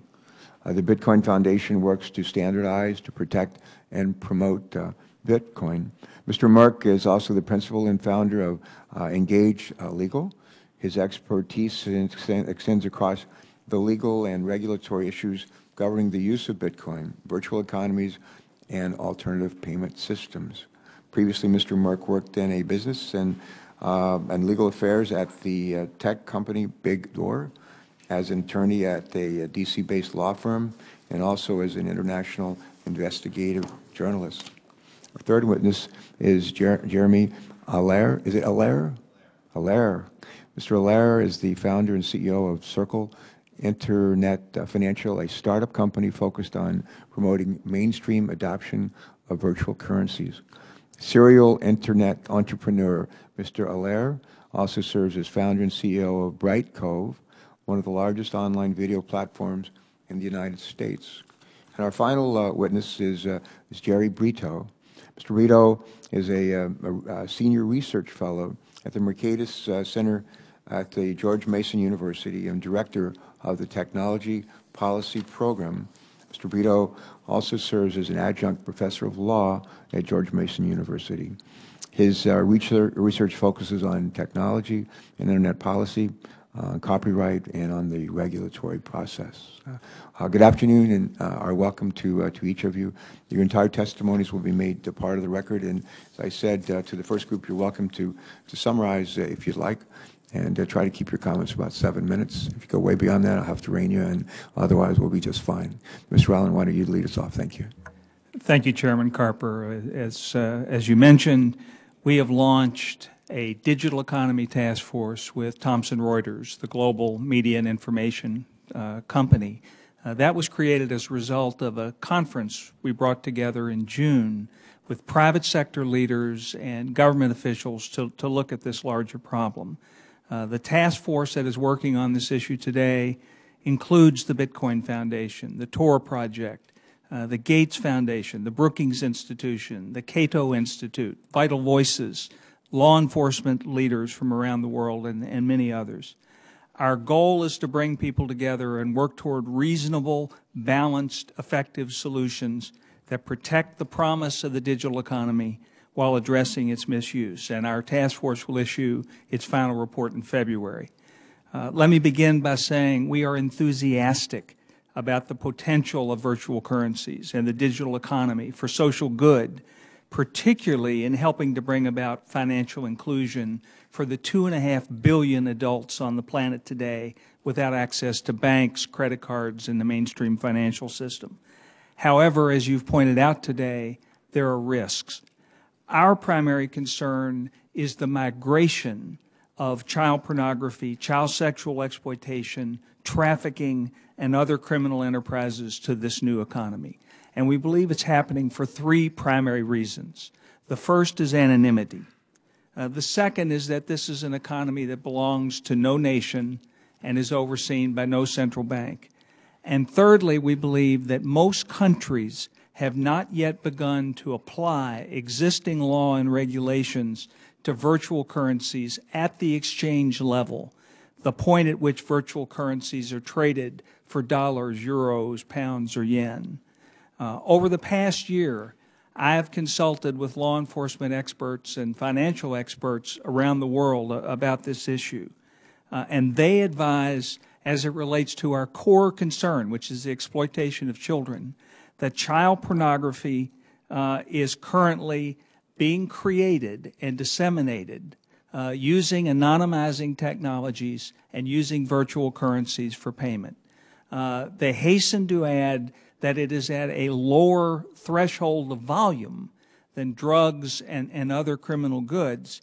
However, they call the use of these technologies for child pornography significant because they principally involve the actual producers of the content, who are producing content using anonymizing technology and using virtual currencies for payment. In August, the Irish owner of Freedom Hosting, which the FBI had called the largest facilitator of child pornography on the planet, was arrested. Freedom Hosting maintains servers for a number of the so-called deep web child pornography sites, Lolita City, Pedo Empire, The Love Zone, and others, all of which accepted digital currencies for payment. To shut down Freedom Hosting, law enforcement exploited a vulnerability in the site to penetrate its anonymity and expose the IP addresses of the users. Regarding Bitcoin, all the transactions are visible and transparent. The challenge for law enforcement is to go from that transaction to an actual person. The primary challenge that we have learned in our consultations with global law enforcement today is growing internet anonymity. A recent headline read, "There's a secret internet for drug dealers, assassins, and pedophiles." This so-called deep web includes sites like Silk Road, but it also includes sites for the purchase of weapons and counterfeit currencies and stolen credit cards and assassins and child pornography sites. All of these sites accept digital currencies for payment. What I hear most from law enforcement today is frustration. The primary investigative technique I've been told that law enforcement around the world is using to investigate these operations is infiltration. But infiltration is expensive, it's time-consuming, and it's often ineffective.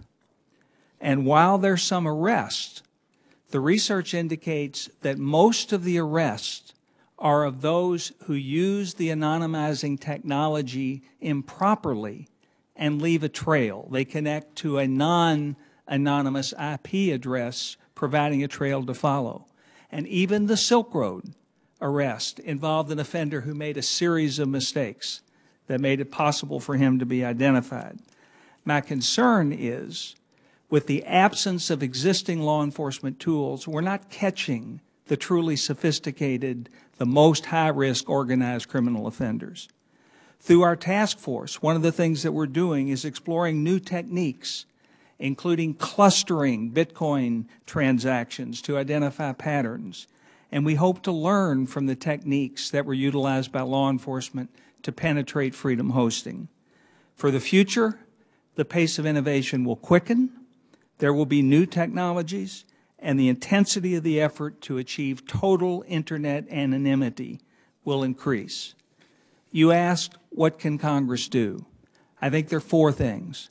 First, you can ensure that existing law and regulation focusing on the point at which virtual currencies are being exchanged for conventional currencies are used. Secondly, you can press for global cooperation. Digital economy funds flow globally, network to network, not nation to nation. This is a problem that the U.S. government cannot solve alone.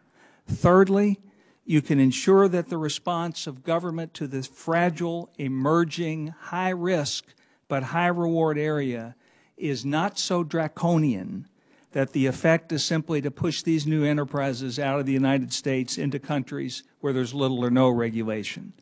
And finally, you can help us address the core challenge, internet anonymity. For all of its importance in protecting political dissidents, journalists, and others, we are very concerned that an environment not be allowed to foster in which child exploiters and traffickers can operate with no risk unless they make a mistake. 3 years ago, the then Secretary of State, Hillary Clinton, in her remarks on a free internet said, on the one hand, anonymity protects the exploitation of children. On the other hand, anonymity protects the free expression of opposition to repressive governments. She added, we should err on the side of openness while recognizing there are going to be exceptions. That's the challenge, Mr. Chairman, is to determine how anonymous the internet can be from the perspective of government and law enforcement around the world. We feel that absolute internet anonymity is a prescription for catastrophe. Thank you, sir. Thank you, Ms. Rowland. Very good testimony. Mr. Merck, welcome. Good afternoon, Chairman Carper. I am pleased to have the opportunity to speak with you today. My name is Patrick Merck. I am General Counsel for the Bitcoin Foundation. I'm a founding member of the Bitcoin Foundation, and I have been an executive in legal and business development for a number of digital currency companies. Additionally, I serve on the board of directors for the BitGive Foundation, a fledgling charitable organization for the Bitcoin community. The Bitcoin Foundation is a member-driven nonprofit representing a global constituency of business and individuals contributing to the overall Bitcoin ecosystem. Our membership is comprised of many of the top companies, entrepreneurs, and technologists working to make Bitcoin a success. The Foundation's mission is to promote, protect, and standardize the use of distributed, decentralized currencies and to free people to transact on their own terms in the global economy. Having said that, there is no Bitcoin company that manages or controls the software or its operation. The software is built and maintained by a community of volunteer open-source software engineers and a distributed network of transaction processing, often referred to as mining. At its most basic level, Bitcoin is an internet protocol. It's like email for money. The Bitcoin protocol operates a decentralized store of value and an open and transparent payment network that is secure, efficient, and low cost.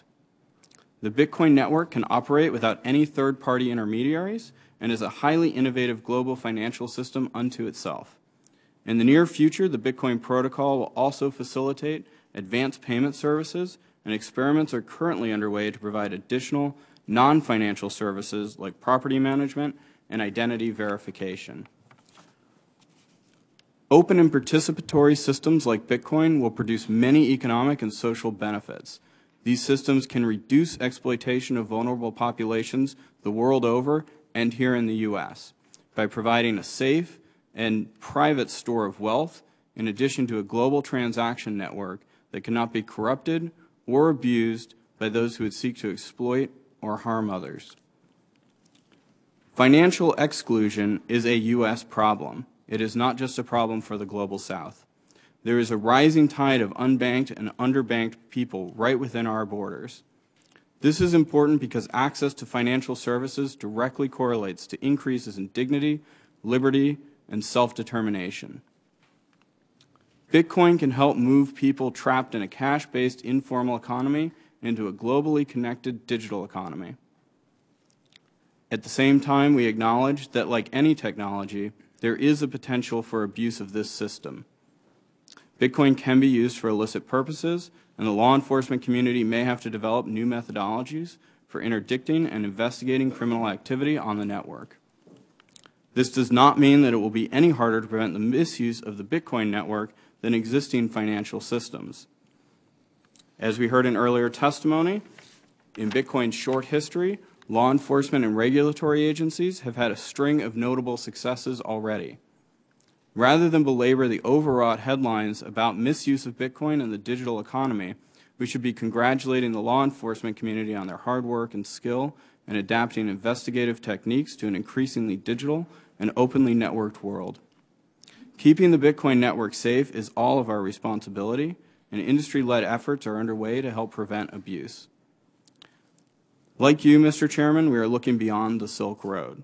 When the alleged operator of that black market website was arrested, the markets expressed relief and optimism with a long and sustained rally in the price of Bitcoin. Decentralized currencies like Bitcoin have a different risk profile from centralized currency systems. Central control of the transaction ledger allows bad actors to shroud their activities. Decentralized systems with open ledgers are inherently transparent and may prove too difficult for use in any large-scale and sustained illicit activity.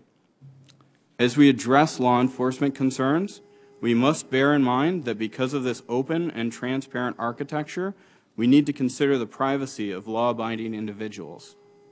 As it turns out, the blockchain, which is Bitcoin's public ledger system, may be so revealing that the larger problem with Bitcoin is not anonymity for criminals, but the difficulty law-abiding people have maintaining their own privacy. Bitcoin is not some magical cloaking device that simply allows criminals free rein, nor does Bitcoin pose a unique or unsolvable threat to the law enforcement and regulatory community. The use of Bitcoin is not unregulated. In fact, Bitcoin service providers operate in heavily regulated business environments with deeply entrenched competitors. For these potential competitors, be they banks, payment networks, financial service companies, Bitcoin also represents an opportunity for them to start innovating again. These institutions already have a deep understanding of the controls and risk management necessary to safely handle Bitcoin transactions and secure consumer Bitcoin accounts. Instead, what we've seen is a chilling effect through the banking industry as Bitcoin companies try and gain bank accounts. The United States has a strong interest in maintaining its place as a global leader in developing cutting-edge technology and spreading individual freedom and liberty around the world. The digital economy is poised to be a driver of significant job creation and economic growth. Fostering the development of legitimate Bitcoin business in the U.S. also is the best preventive measure we can take to keep good actors in the system. Applying consistent rules and regulations that encourage technological experimentation is critical to a vibrant entrepreneurial community. This committee's work is undeniably helpful in charting a safe and sane regulatory environment for the digital economy in general and Bitcoin specifically. As one entrepreneur and member of the Bitcoin Foundation put it succinctly, if you give us clear rules, we will follow them and we will build jobs. Development of clear rules appears to be happening faster at the federal level than at the state level. Having said that, we are encouraged by early signs of leadership from states like California and Georgia. We believe a healthy and respectful dialogue between key stakeholders will help ensure that the substantial benefits of the digital economy are met while mitigating many of the risks. In particular, we would like to thank FinCEN for opening up a dialogue with the Bitcoin community and for demonstrating leadership on this issue at both the federal and state level. The Bitcoin Foundation looks forward to continuing this open dialogue and thanks the committee for allowing us to participate in this hearing. Thank you, Mr. Merck. Mr. Allaire? Chairman Carper, thank you for hearing my testimony this afternoon. My name is Jeremy Allaire, and I'm the founder and CEO of Circle Internet Financial, a recently launched financial services company aimed at facilitating payments and money transfers using global digital currency such as Bitcoin. I've been building internet software platforms and online services companies for 20 years, having founded and helped to lead multiple global public companies with products used by hundreds of millions of consumers and hundreds of thousands of businesses globally. I'm here to testify because I believe that digital currency represents one of the most important technical and economic innovations of our time. Specifically, digital currency introduces advancements in electronic payments and money transfers, potentially materially lowering costs for businesses around the world, decreasing fraud risk for consumers and merchants, increasing consumer privacy, and expanding the market for consumer financial products on a worldwide basis. As this technology moves from early adopters into mainstream acceptance, it is critical that federal and state governments understand how Bitcoin fits into existing regulatory guidelines and how to apply them to digital currency. These should uphold consumer protections associated with fraud and privacy risks, ensure that criminals and bad actors find it increasingly difficult to utilize these platforms, and provide income tax clarity to consumers and businesses that conduct business using digital currency. It's very clear that over the past 20 years, the Internet has been at the center of global economic innovation. Open platforms have transformed communications, media, software, education, commerce, and retail. But for a variety of reasons, the technology and business models around finance has been insulated from similar transformations. This same open platform approach in digital currency, specifically Bitcoin, presents an opportunity for the same level of innovation and advancement in forms of currency, trade, and payments that we've seen brought to bear on other industries. I don't think there's much debate that we need to see innovation and transformation in banking and finance, not just reform and remediation. Specifically, our payment systems are inefficient and very much built upon systems and processes that predate the Internet. The result is higher costs for consumers, lower margins for business, and less efficient economic interaction. And in many cases, our financial systems have excluded enormous bases of consumers who remain unbanked or underbanked. The combination of ubiquitous, Internet-connected mobile devices and digital currency presents a tremendous opportunity to expand access to financial services on a worldwide basis. Payments and money transfers are still operating in the pre-Internet era. Today, we can communicate to almost anyone in the world, including in video format, at no cost. We have instant access to an enormous amount of the world's knowledge, also effectively at no cost. We have instant access to more media than we ever imagined was possible, again, almost at no cost. Yet to send money between friends and family, whether across the table or across the planet, takes days and costs a significant amount in transaction fees. To accept payments, merchants must bear significant fraud risk. Consumer privacy is often threatened, and likewise it takes days for a merchant to actually receive money from an electronic payment, not to mention the widely perceived high costs of transaction fees. So what are we at Circle specifically doing about this? At Circle, we're building online services for consumers and businesses to be able to easily use digital currency, and specifically Bitcoin. For consumers, we intend to enable them to easily purchase, store, send, receive, and make payments using Bitcoin. And for businesses, we're providing tools to help them easily accept digital currency payments. We're fully committed to complying with all applicable laws and regulations and establishing comprehensive risk management protocols. We've registered with FinCEN as a money transmitter and are actively seeking appropriate licenses from U.S. state financial authorities. We're developing our platforms to provide very high levels of security for our users and employing industry-leading approaches to customer identity verification, fraud remediation, and anti-money laundering, designed in partnership with leading regulatory advisors and experts. I want to talk for a minute, though, about some of the risks inherent in digital currency platforms such as Bitcoin. First of all, as has been made amply clear from earlier testimony, I want to emphasize that I believe that U.S. regulators and law enforcement are justifiably focused on the potential use of digital currencies to finance criminal activities, including terrorism. But in addition to FinCEN's guidance and the appropriate requirement that Bitcoin operators implement Bank Secrecy Act provisions, it is also a risk if the government doesn't support innovative companies gaining access to U.S. banking institutions, which will drive companies offshore and overseas. Another risk is that businesses' adoption of digital currency will be hampered without clarification from the IRS on income generated from sales denominated in digital currency, and such guidance is also needed to thwart potential tax evaders. Without clear guidance on consumer protections required of Bitcoin operators, consumers and businesses could be defrauded through inadequate systems and risk management procedures around customer funds. Another risk is that the United States falls behind in this critical emerging economic innovation. Regulatory uncertainty could hold back American companies from participating in driving digital currency innovation. Indeed, today, a Bitcoin exchange in China has become the largest single trading exchange in the world, followed by exchanges in Japan and Europe. We need to uphold and support our incredible history in America of supporting technical innovation and entrepreneurship.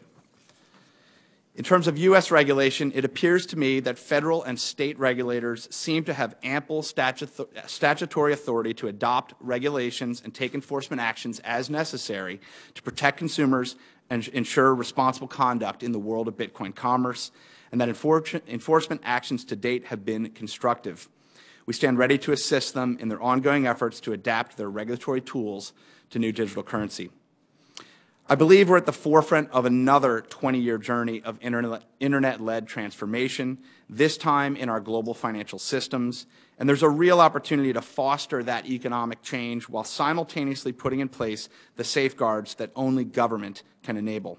Mr. Chairman, that concludes my prepared testimony. I'd be happy to answer any further questions. Thank you, sir. That was a very, very helpful testimony. Thanks. Mr. Brito, please proceed. Welcome. We're delighted that you're here. Mr. Chairman, thank you for having me here today. We're here today to discuss virtual currencies in general, but it is Bitcoin in particular that has so many interested in this topic. But online virtual currencies are nothing new. They have existed for decades, from World of Warcraft Gold to Facebook credits to e-gold, and neither are online payment systems new. PayPal, Visa, Western Union Pay, these are all examples. So what is it about Bitcoin and similar cryptographic currencies that make them unique? Whatever one may think about Bitcoin's prospects for enduring value, it is safe to say that it is a remarkable technical achievement. Bitcoin is the world's first completely decentralized digital currency, and it's the decentralized part of that sentence that is really unique. Prior to Bitcoin's invention in 2009, online currencies or payment systems had to be managed by a central authority, whether it was Facebook issuing Facebook credits or PayPal ensuring that transactions between its customers were reconciled. However, by solving a long-standing conundrum in computer science known as the double spending problem, Bitcoin, for the first time, makes possible transactions online that are person-to-person without the need for an intermediary between them, just like cash. This technical breakthrough presents potential benefits for consumers and the economy, as well as challenges to law enforcement. For example, because there is no central authority in Bitcoin transactions, there are little to no fees associated with those transactions, which especially benefits small businesses and price-sensitive consumers. And because Bitcoin is not a proprietary platform run by a single company, but instead it's an open network, entrepreneurs need no permission to experiment or to innovate new products and services. On the flip side, law enforcement has long relied on financial intermediaries to help them detect, prevent, and investigate illegal transactions. Because Bitcoin's transactions can have no intermediaries, and because Bitcoin transactions are not necessarily tied to identities, it is not surprising that we have seen Bitcoin employed in criminal transactions. In particular, Bitcoin has been used for the sale of drugs and in malware that holds one's data hostage. It's also not difficult to imagine how the technology could be employed in money laundering. Emerging technologies often present both great potential benefits as well as real risks. For example, 3D printing can be used to cheaply make prostheses and life-saving medical devices, but also undetectable firearms. Domestic commercial drones have the potential to revolutionize agriculture and shipping, but could also be used for stalking. The challenge for policymakers is to address the risks posed by emerging technologies while doing no harm to the innovative potential of that technology. In many cases where emerging technologies pose risks, there are already laws and regulations of general applicability that address many of those risks without the need for new laws targeted at the specific technology. This is the case with Bitcoin. While Bitcoin transactions do not require intermediaries, one must still acquire Bitcoins by exchanging dollars, and merchants that accept Bitcoins will very often use Bitcoin payment processors. Indeed, there's a fast-growing ecosystem of startup exchanges, payment processors, and wallet and escrow services that make up Bitcoin's burgeoning infrastructure. Each of these are already subject to regulation as money transmitters, including state licensing and FinCEN registration, as well as Know Your Customer and Suspicious Activity Report requirements. More to the point, serious criminals looking to hide their tracks are more likely to choose a centralized virtual currency run by an intermediary willing to lie to regulators for a fee, rather than a decentralized currency like Bitcoin that, as a technical matter, must make a record of every transaction, even if pseudonymously. While the online black market Silk Road, which used Bitcoins, is estimated to have generated less than $200 million in drug sales, the centralized digital currency Liberty Reserve is believed to have laundered more than $6 billion related to credit card fraud, identity theft, computer hacking, and child pornography.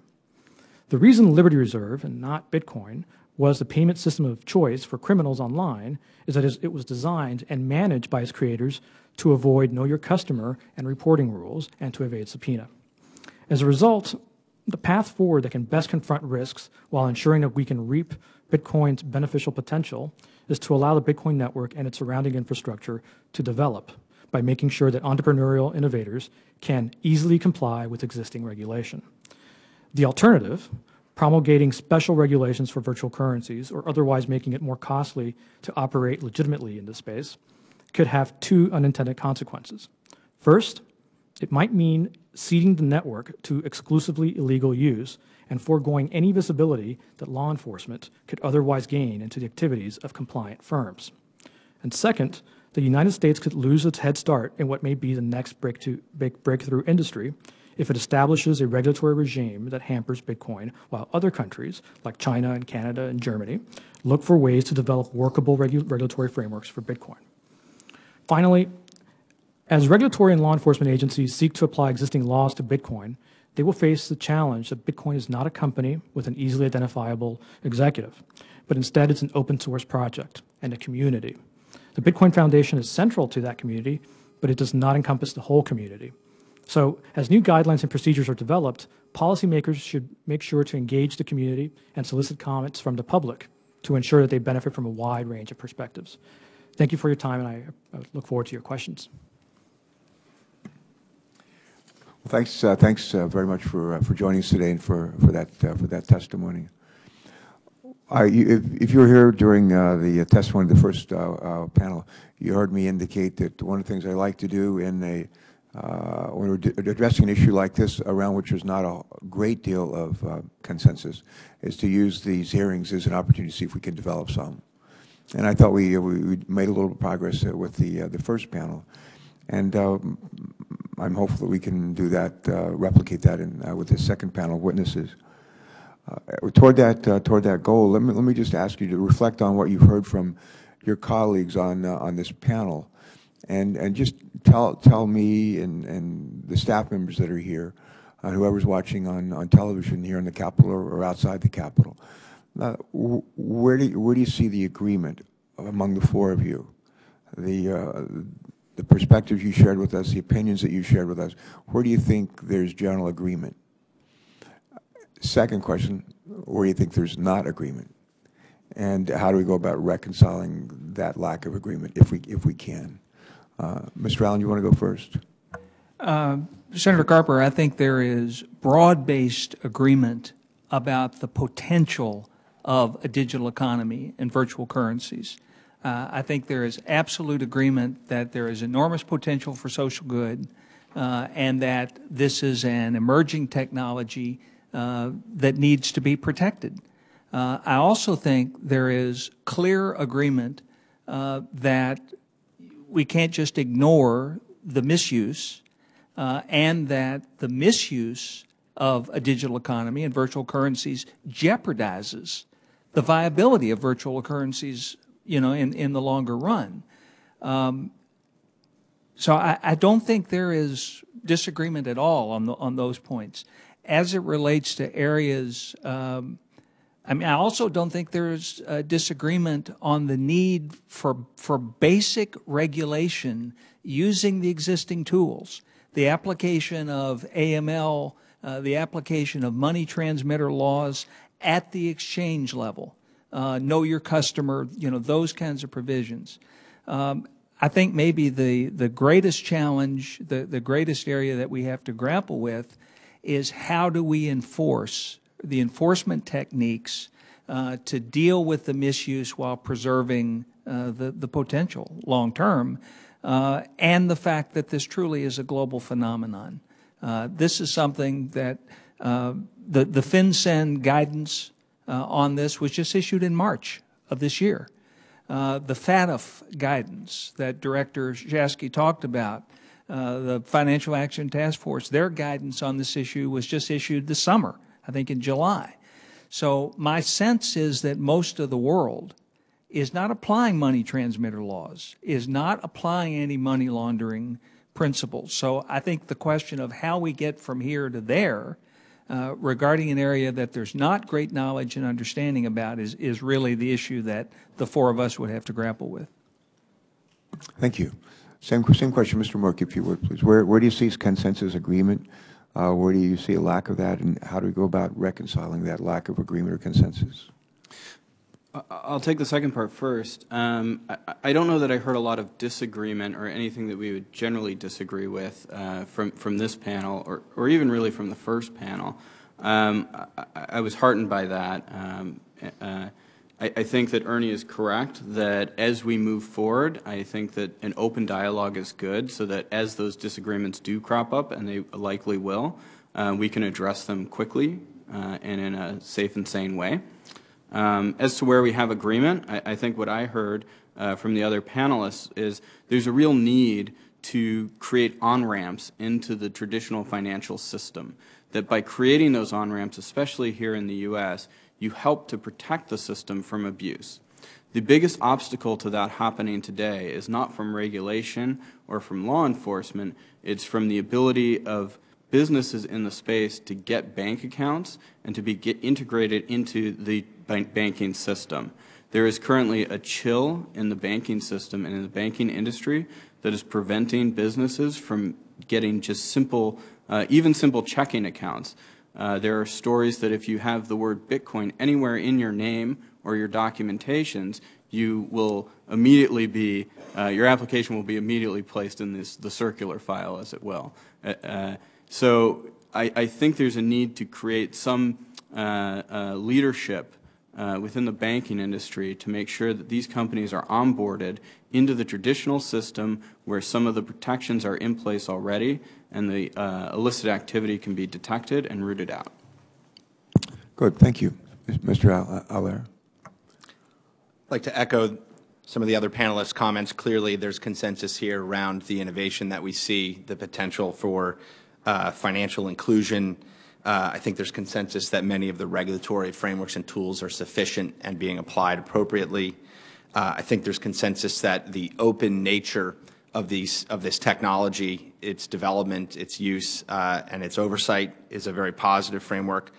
I do think that there is some tension around the question of the balance between anonymity and privacy, and whether there are new laws that are required to end the possibility of anonymity on the internet or to address that in some way.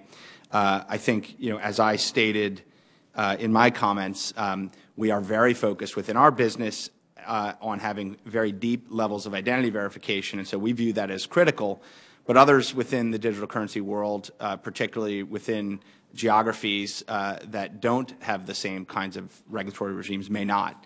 And are there other things that we need to be thinking about, other tools that we need to be thinking about for law enforcement that can address some of those issues? So I think that that arena needs additional and careful consideration. All right, thank you. Mr. Brito?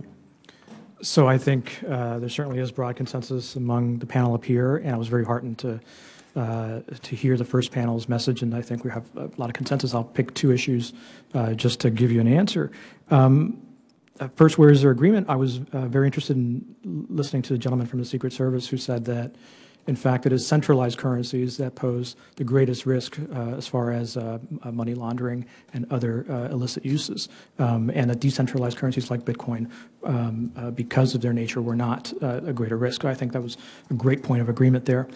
To pick a point of disagreement, Ms. Shasky sort of took issue with the idea that U.S. businesses might move overseas seeking a better regulatory environment. And I think what her suggestion was that if somebody leaves the U.S. seeking lax regulatory treatment, they're going to find that eventually it's going to catch up with them. And I think that the danger is not that somebody who's trying to facilitate an illicit business is going to leave the U.S. The danger is that real hardworking entrepreneurs who are looking to comply just don't find a regulatory environment that is amenable here. That's something that we don't want to allow us to stretch for too much time. Okay, thank you. I want to go back to Mr. Allen. I think you mentioned the guidance issued earlier this year by FinCEN. And I'm not going to ask this. I'm going to probably ask Mr. Allaire to lead off and respond to this question. But they issued their guidance earlier this year, I think back in the spring, and they stated that virtual currency exchanges and administrators would need to register as money service businesses and apply for money transmitter licenses in the 48 states that require such licenses. I want to ask you just to focus on this with me for a little bit, and I ask you,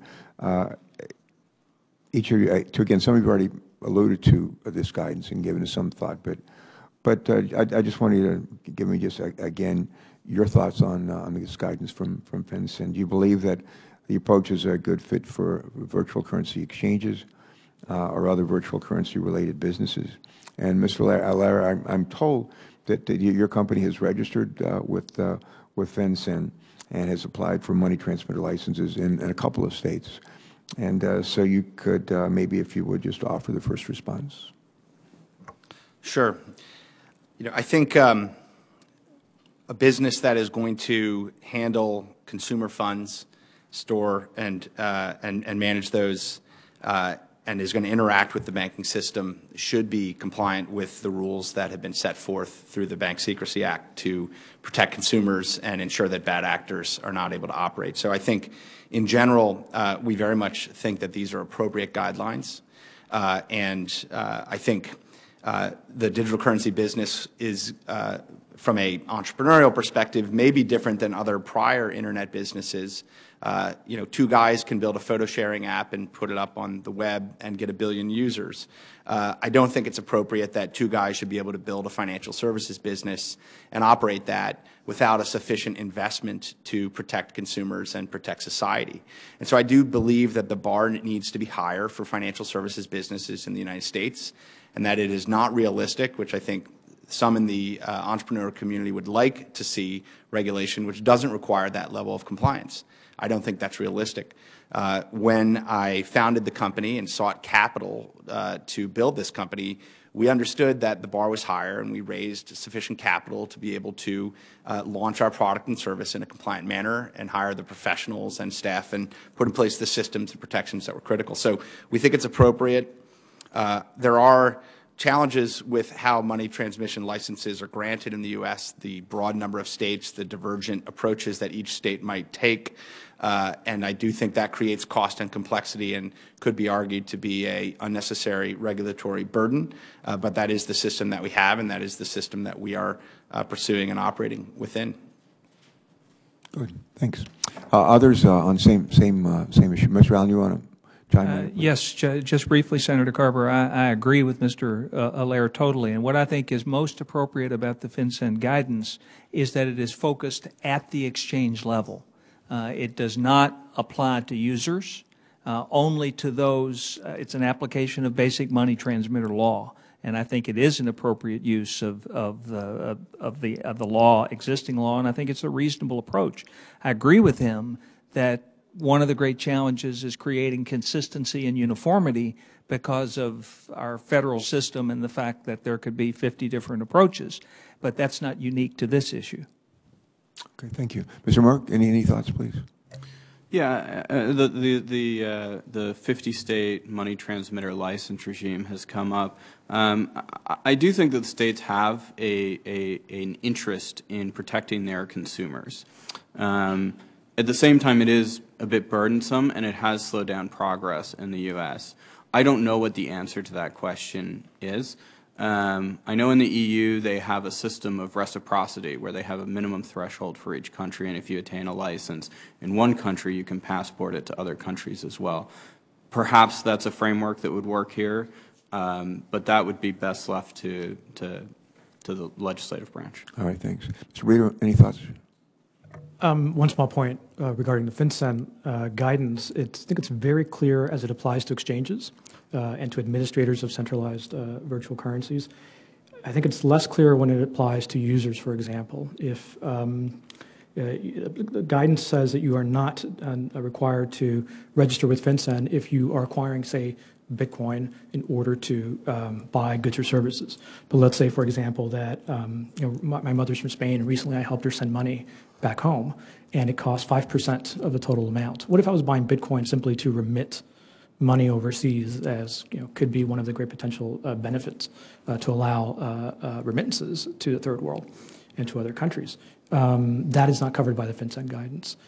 So I think the guidance could use further explanation, and I think if FinCEN were to put any further clarification up to public comment, they would, I think, get all the wrinkles out. Okay, thanks. Let me come back to you, if I could, Mr. Allen. I understand that your organization, International Center for Missing and Exploited Children, was one of the forerunners in bringing together private and public stakeholders to talk about virtual currencies. If you would, first, a couple of questions, but first, who was involved in your working group, and why did you form it? Mr. Chairman, we formed it because several years ago we had a very positive experience in bringing together financial industry leaders around the fact that the mainstream financial system, the mainstream payment system, credit cards, were being used for the purchase and distribution of child pornography. I called the chairman of a major credit card company and said, "How is this possible?" And he said, "We don't know what these transactions are for. If you can find for us, show for us where the merchant bank is, where the account resides, this is an illegal use of the payment system, we can stop the payments, we can shut down the accounts." So we brought together coalitions in North America, Europe, and Asia, and had enormous positive impact. There was a dramatic decline. But as I began to talk to law enforcement and other leaders around the world, what we determined was that we didn't end it, we just moved it. And we were seeing evidence of a migration of these kinds of illegal operations into this new economy. And so in an effort simply to try to understand it better and determine if it wasn't a problem, to use that same model to bring leaders together, private sector leaders together, to try to develop shared common sense solutions. That's why we joined with Thomson Reuters to create this task force. And it includes the Bitcoin Foundation, it includes the Tor Project, it includes the Gates Foundation and the Brookings Institution, the Cato Institute, Vital Voices, a human rights group. It includes multiple law enforcement groups and representatives. The intent was to bring people together, better understand the problem, and search for common ground. And so that's been our process. Mm-hmm. Let me just follow it up. And you've partly answered this question, but I want to ask it anyway. But just share with us a bit further what you've been able to learn from the dialogue that you facilitated, especially as it pertains to the exploitation of children around the world.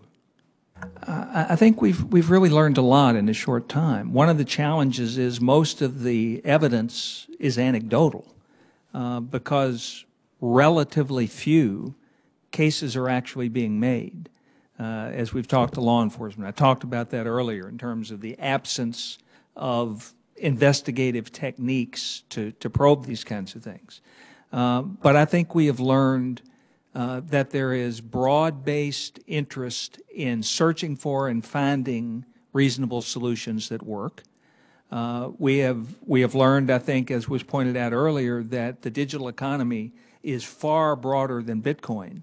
So the issues we're focusing on are not just Bitcoin, but, for example, there are 22 million users today of Russia's web money. We have talked about Liberty Reserve and the case that was made there, $6 billion in illegal money laundering. So I think we're discovering it's a complex issue, but I think it's one that is addressable. And I think the most encouraging thing to me is I now believe it's addressable using many of the tools and laws that we already have in place.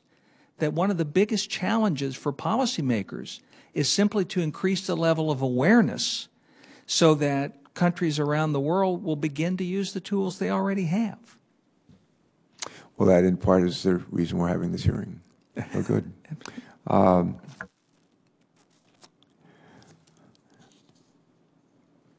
was talking with a fellow who goes to the same church as we do back in Delaware the other day. He's in the auto business, sells a lot of cars. He has dealerships, sell a lot of cars in our state.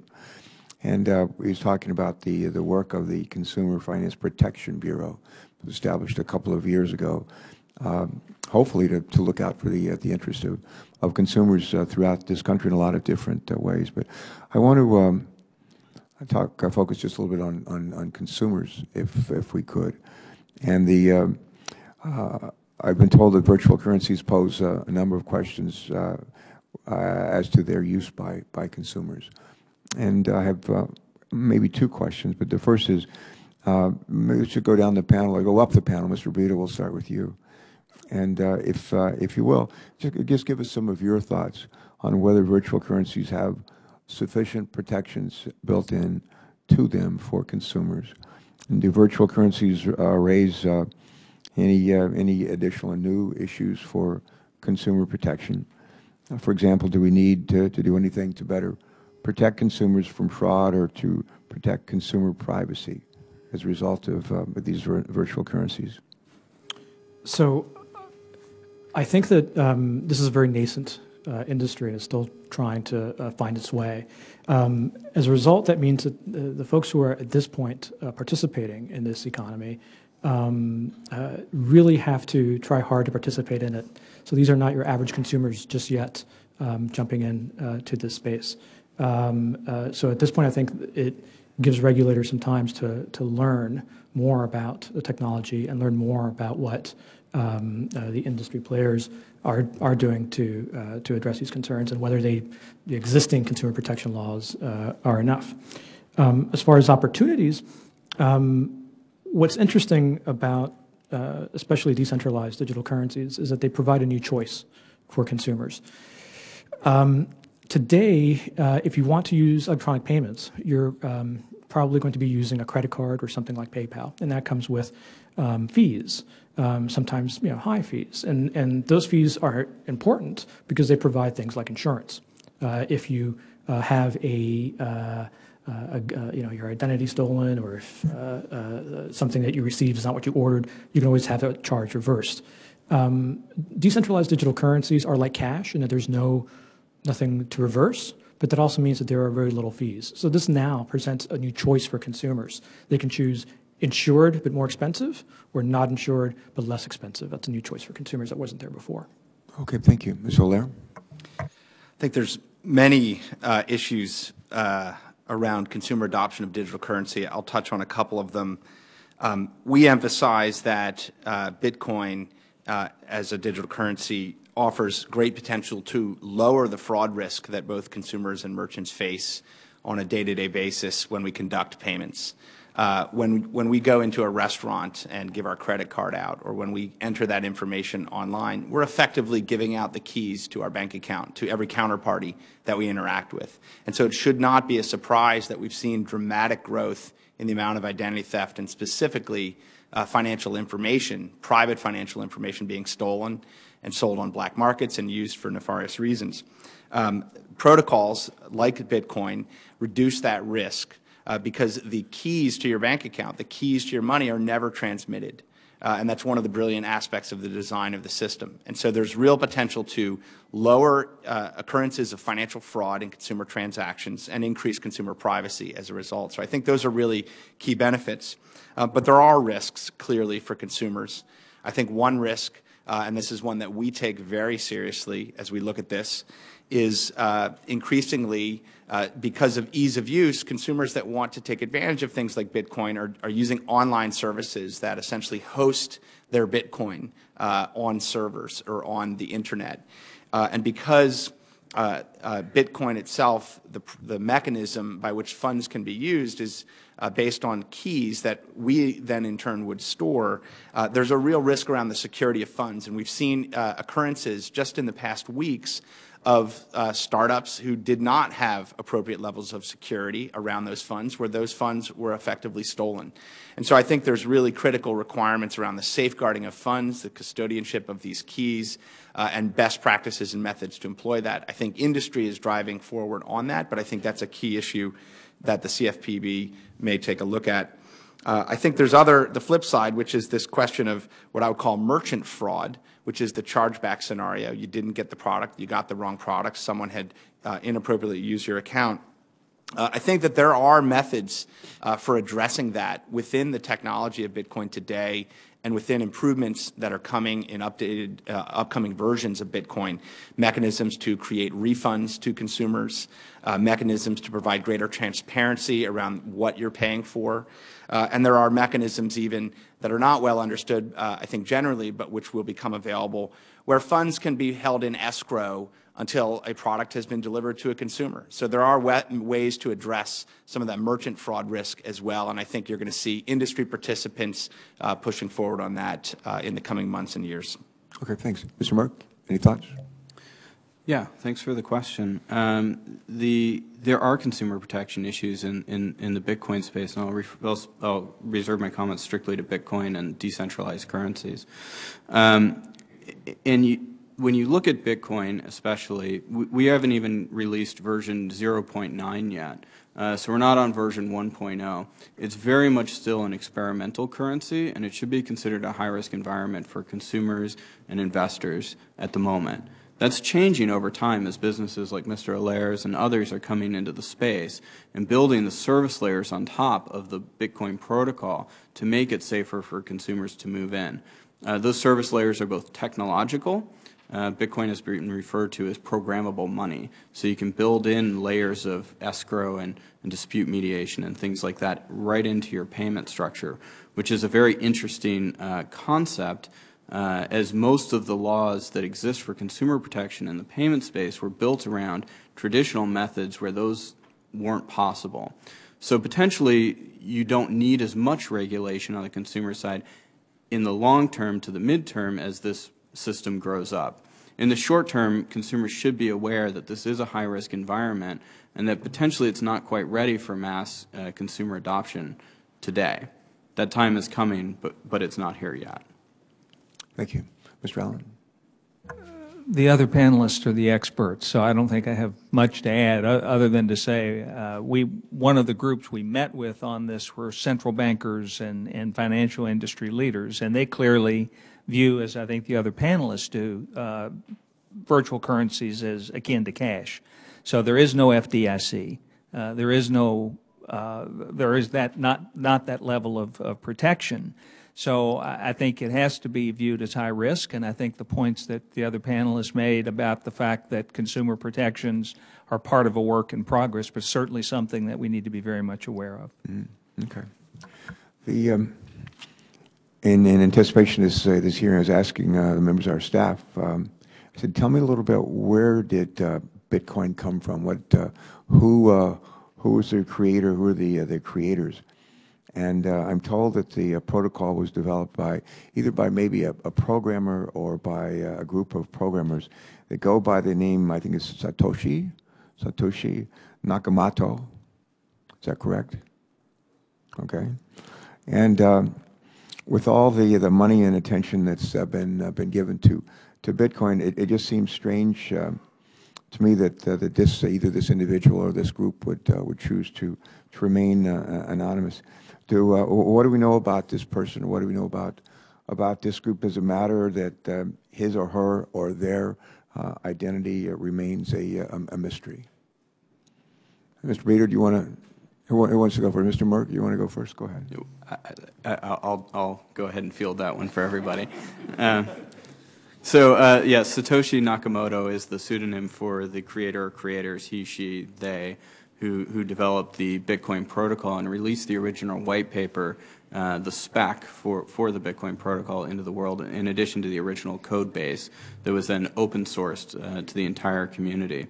This person or group of people has since left the scene, as it were. At least, if not more than half of the code base from that original code has already been rewritten.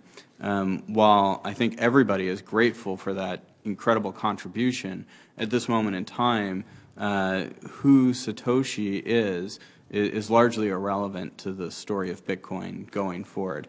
And I think that was intentional, and possibly why a pseudonym was chosen in the first place. All right. Anybody want to add to that, please? Rito? I just want to address, it is a little strange that the Bitcoin, we don't know who the creator is. And so that often conjures up the idea that there's some risk here that we have not seen. You don't think it was Al Gore, do you? You know, he's never denied it. But I think the key thing to emphasize is that Bitcoin, especially the code base, is open source. That means it is completely open and audible and available to anybody to look at. And in fact, many very smart programmers and cryptographers have looked at it and have given it their seal of approval. And as Mr. Merck said, more than half of the code base has been written by others than Satoshi at this point. So, I'm pretty confident that the software is what it says on the tin. All right.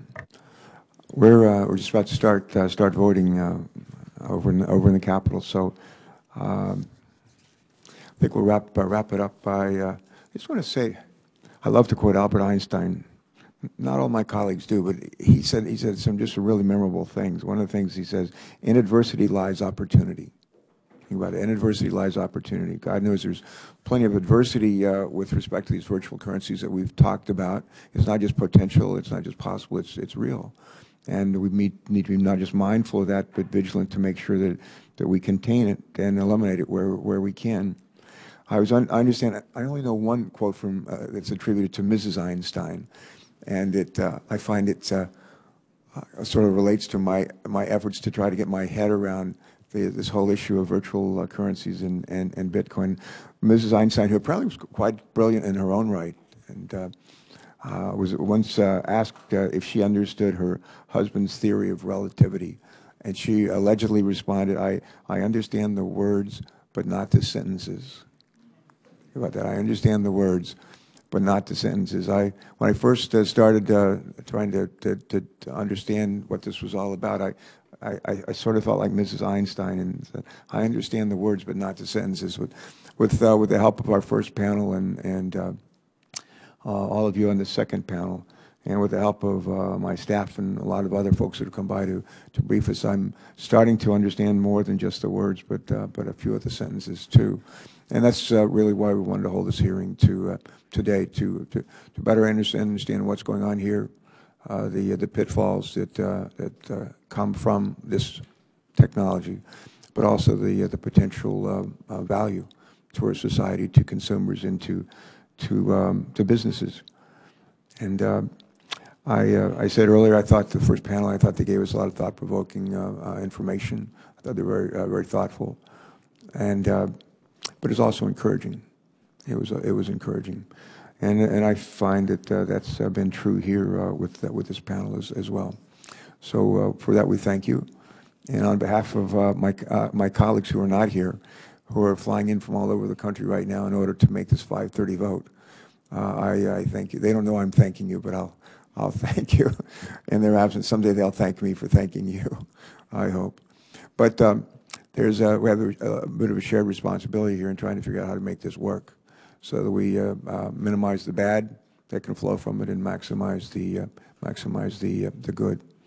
With that, I think we'll wrap it up here, and I'm going to just to note that the hearing record will remain open for 15 days. That's until December 3rd at 5 p.m.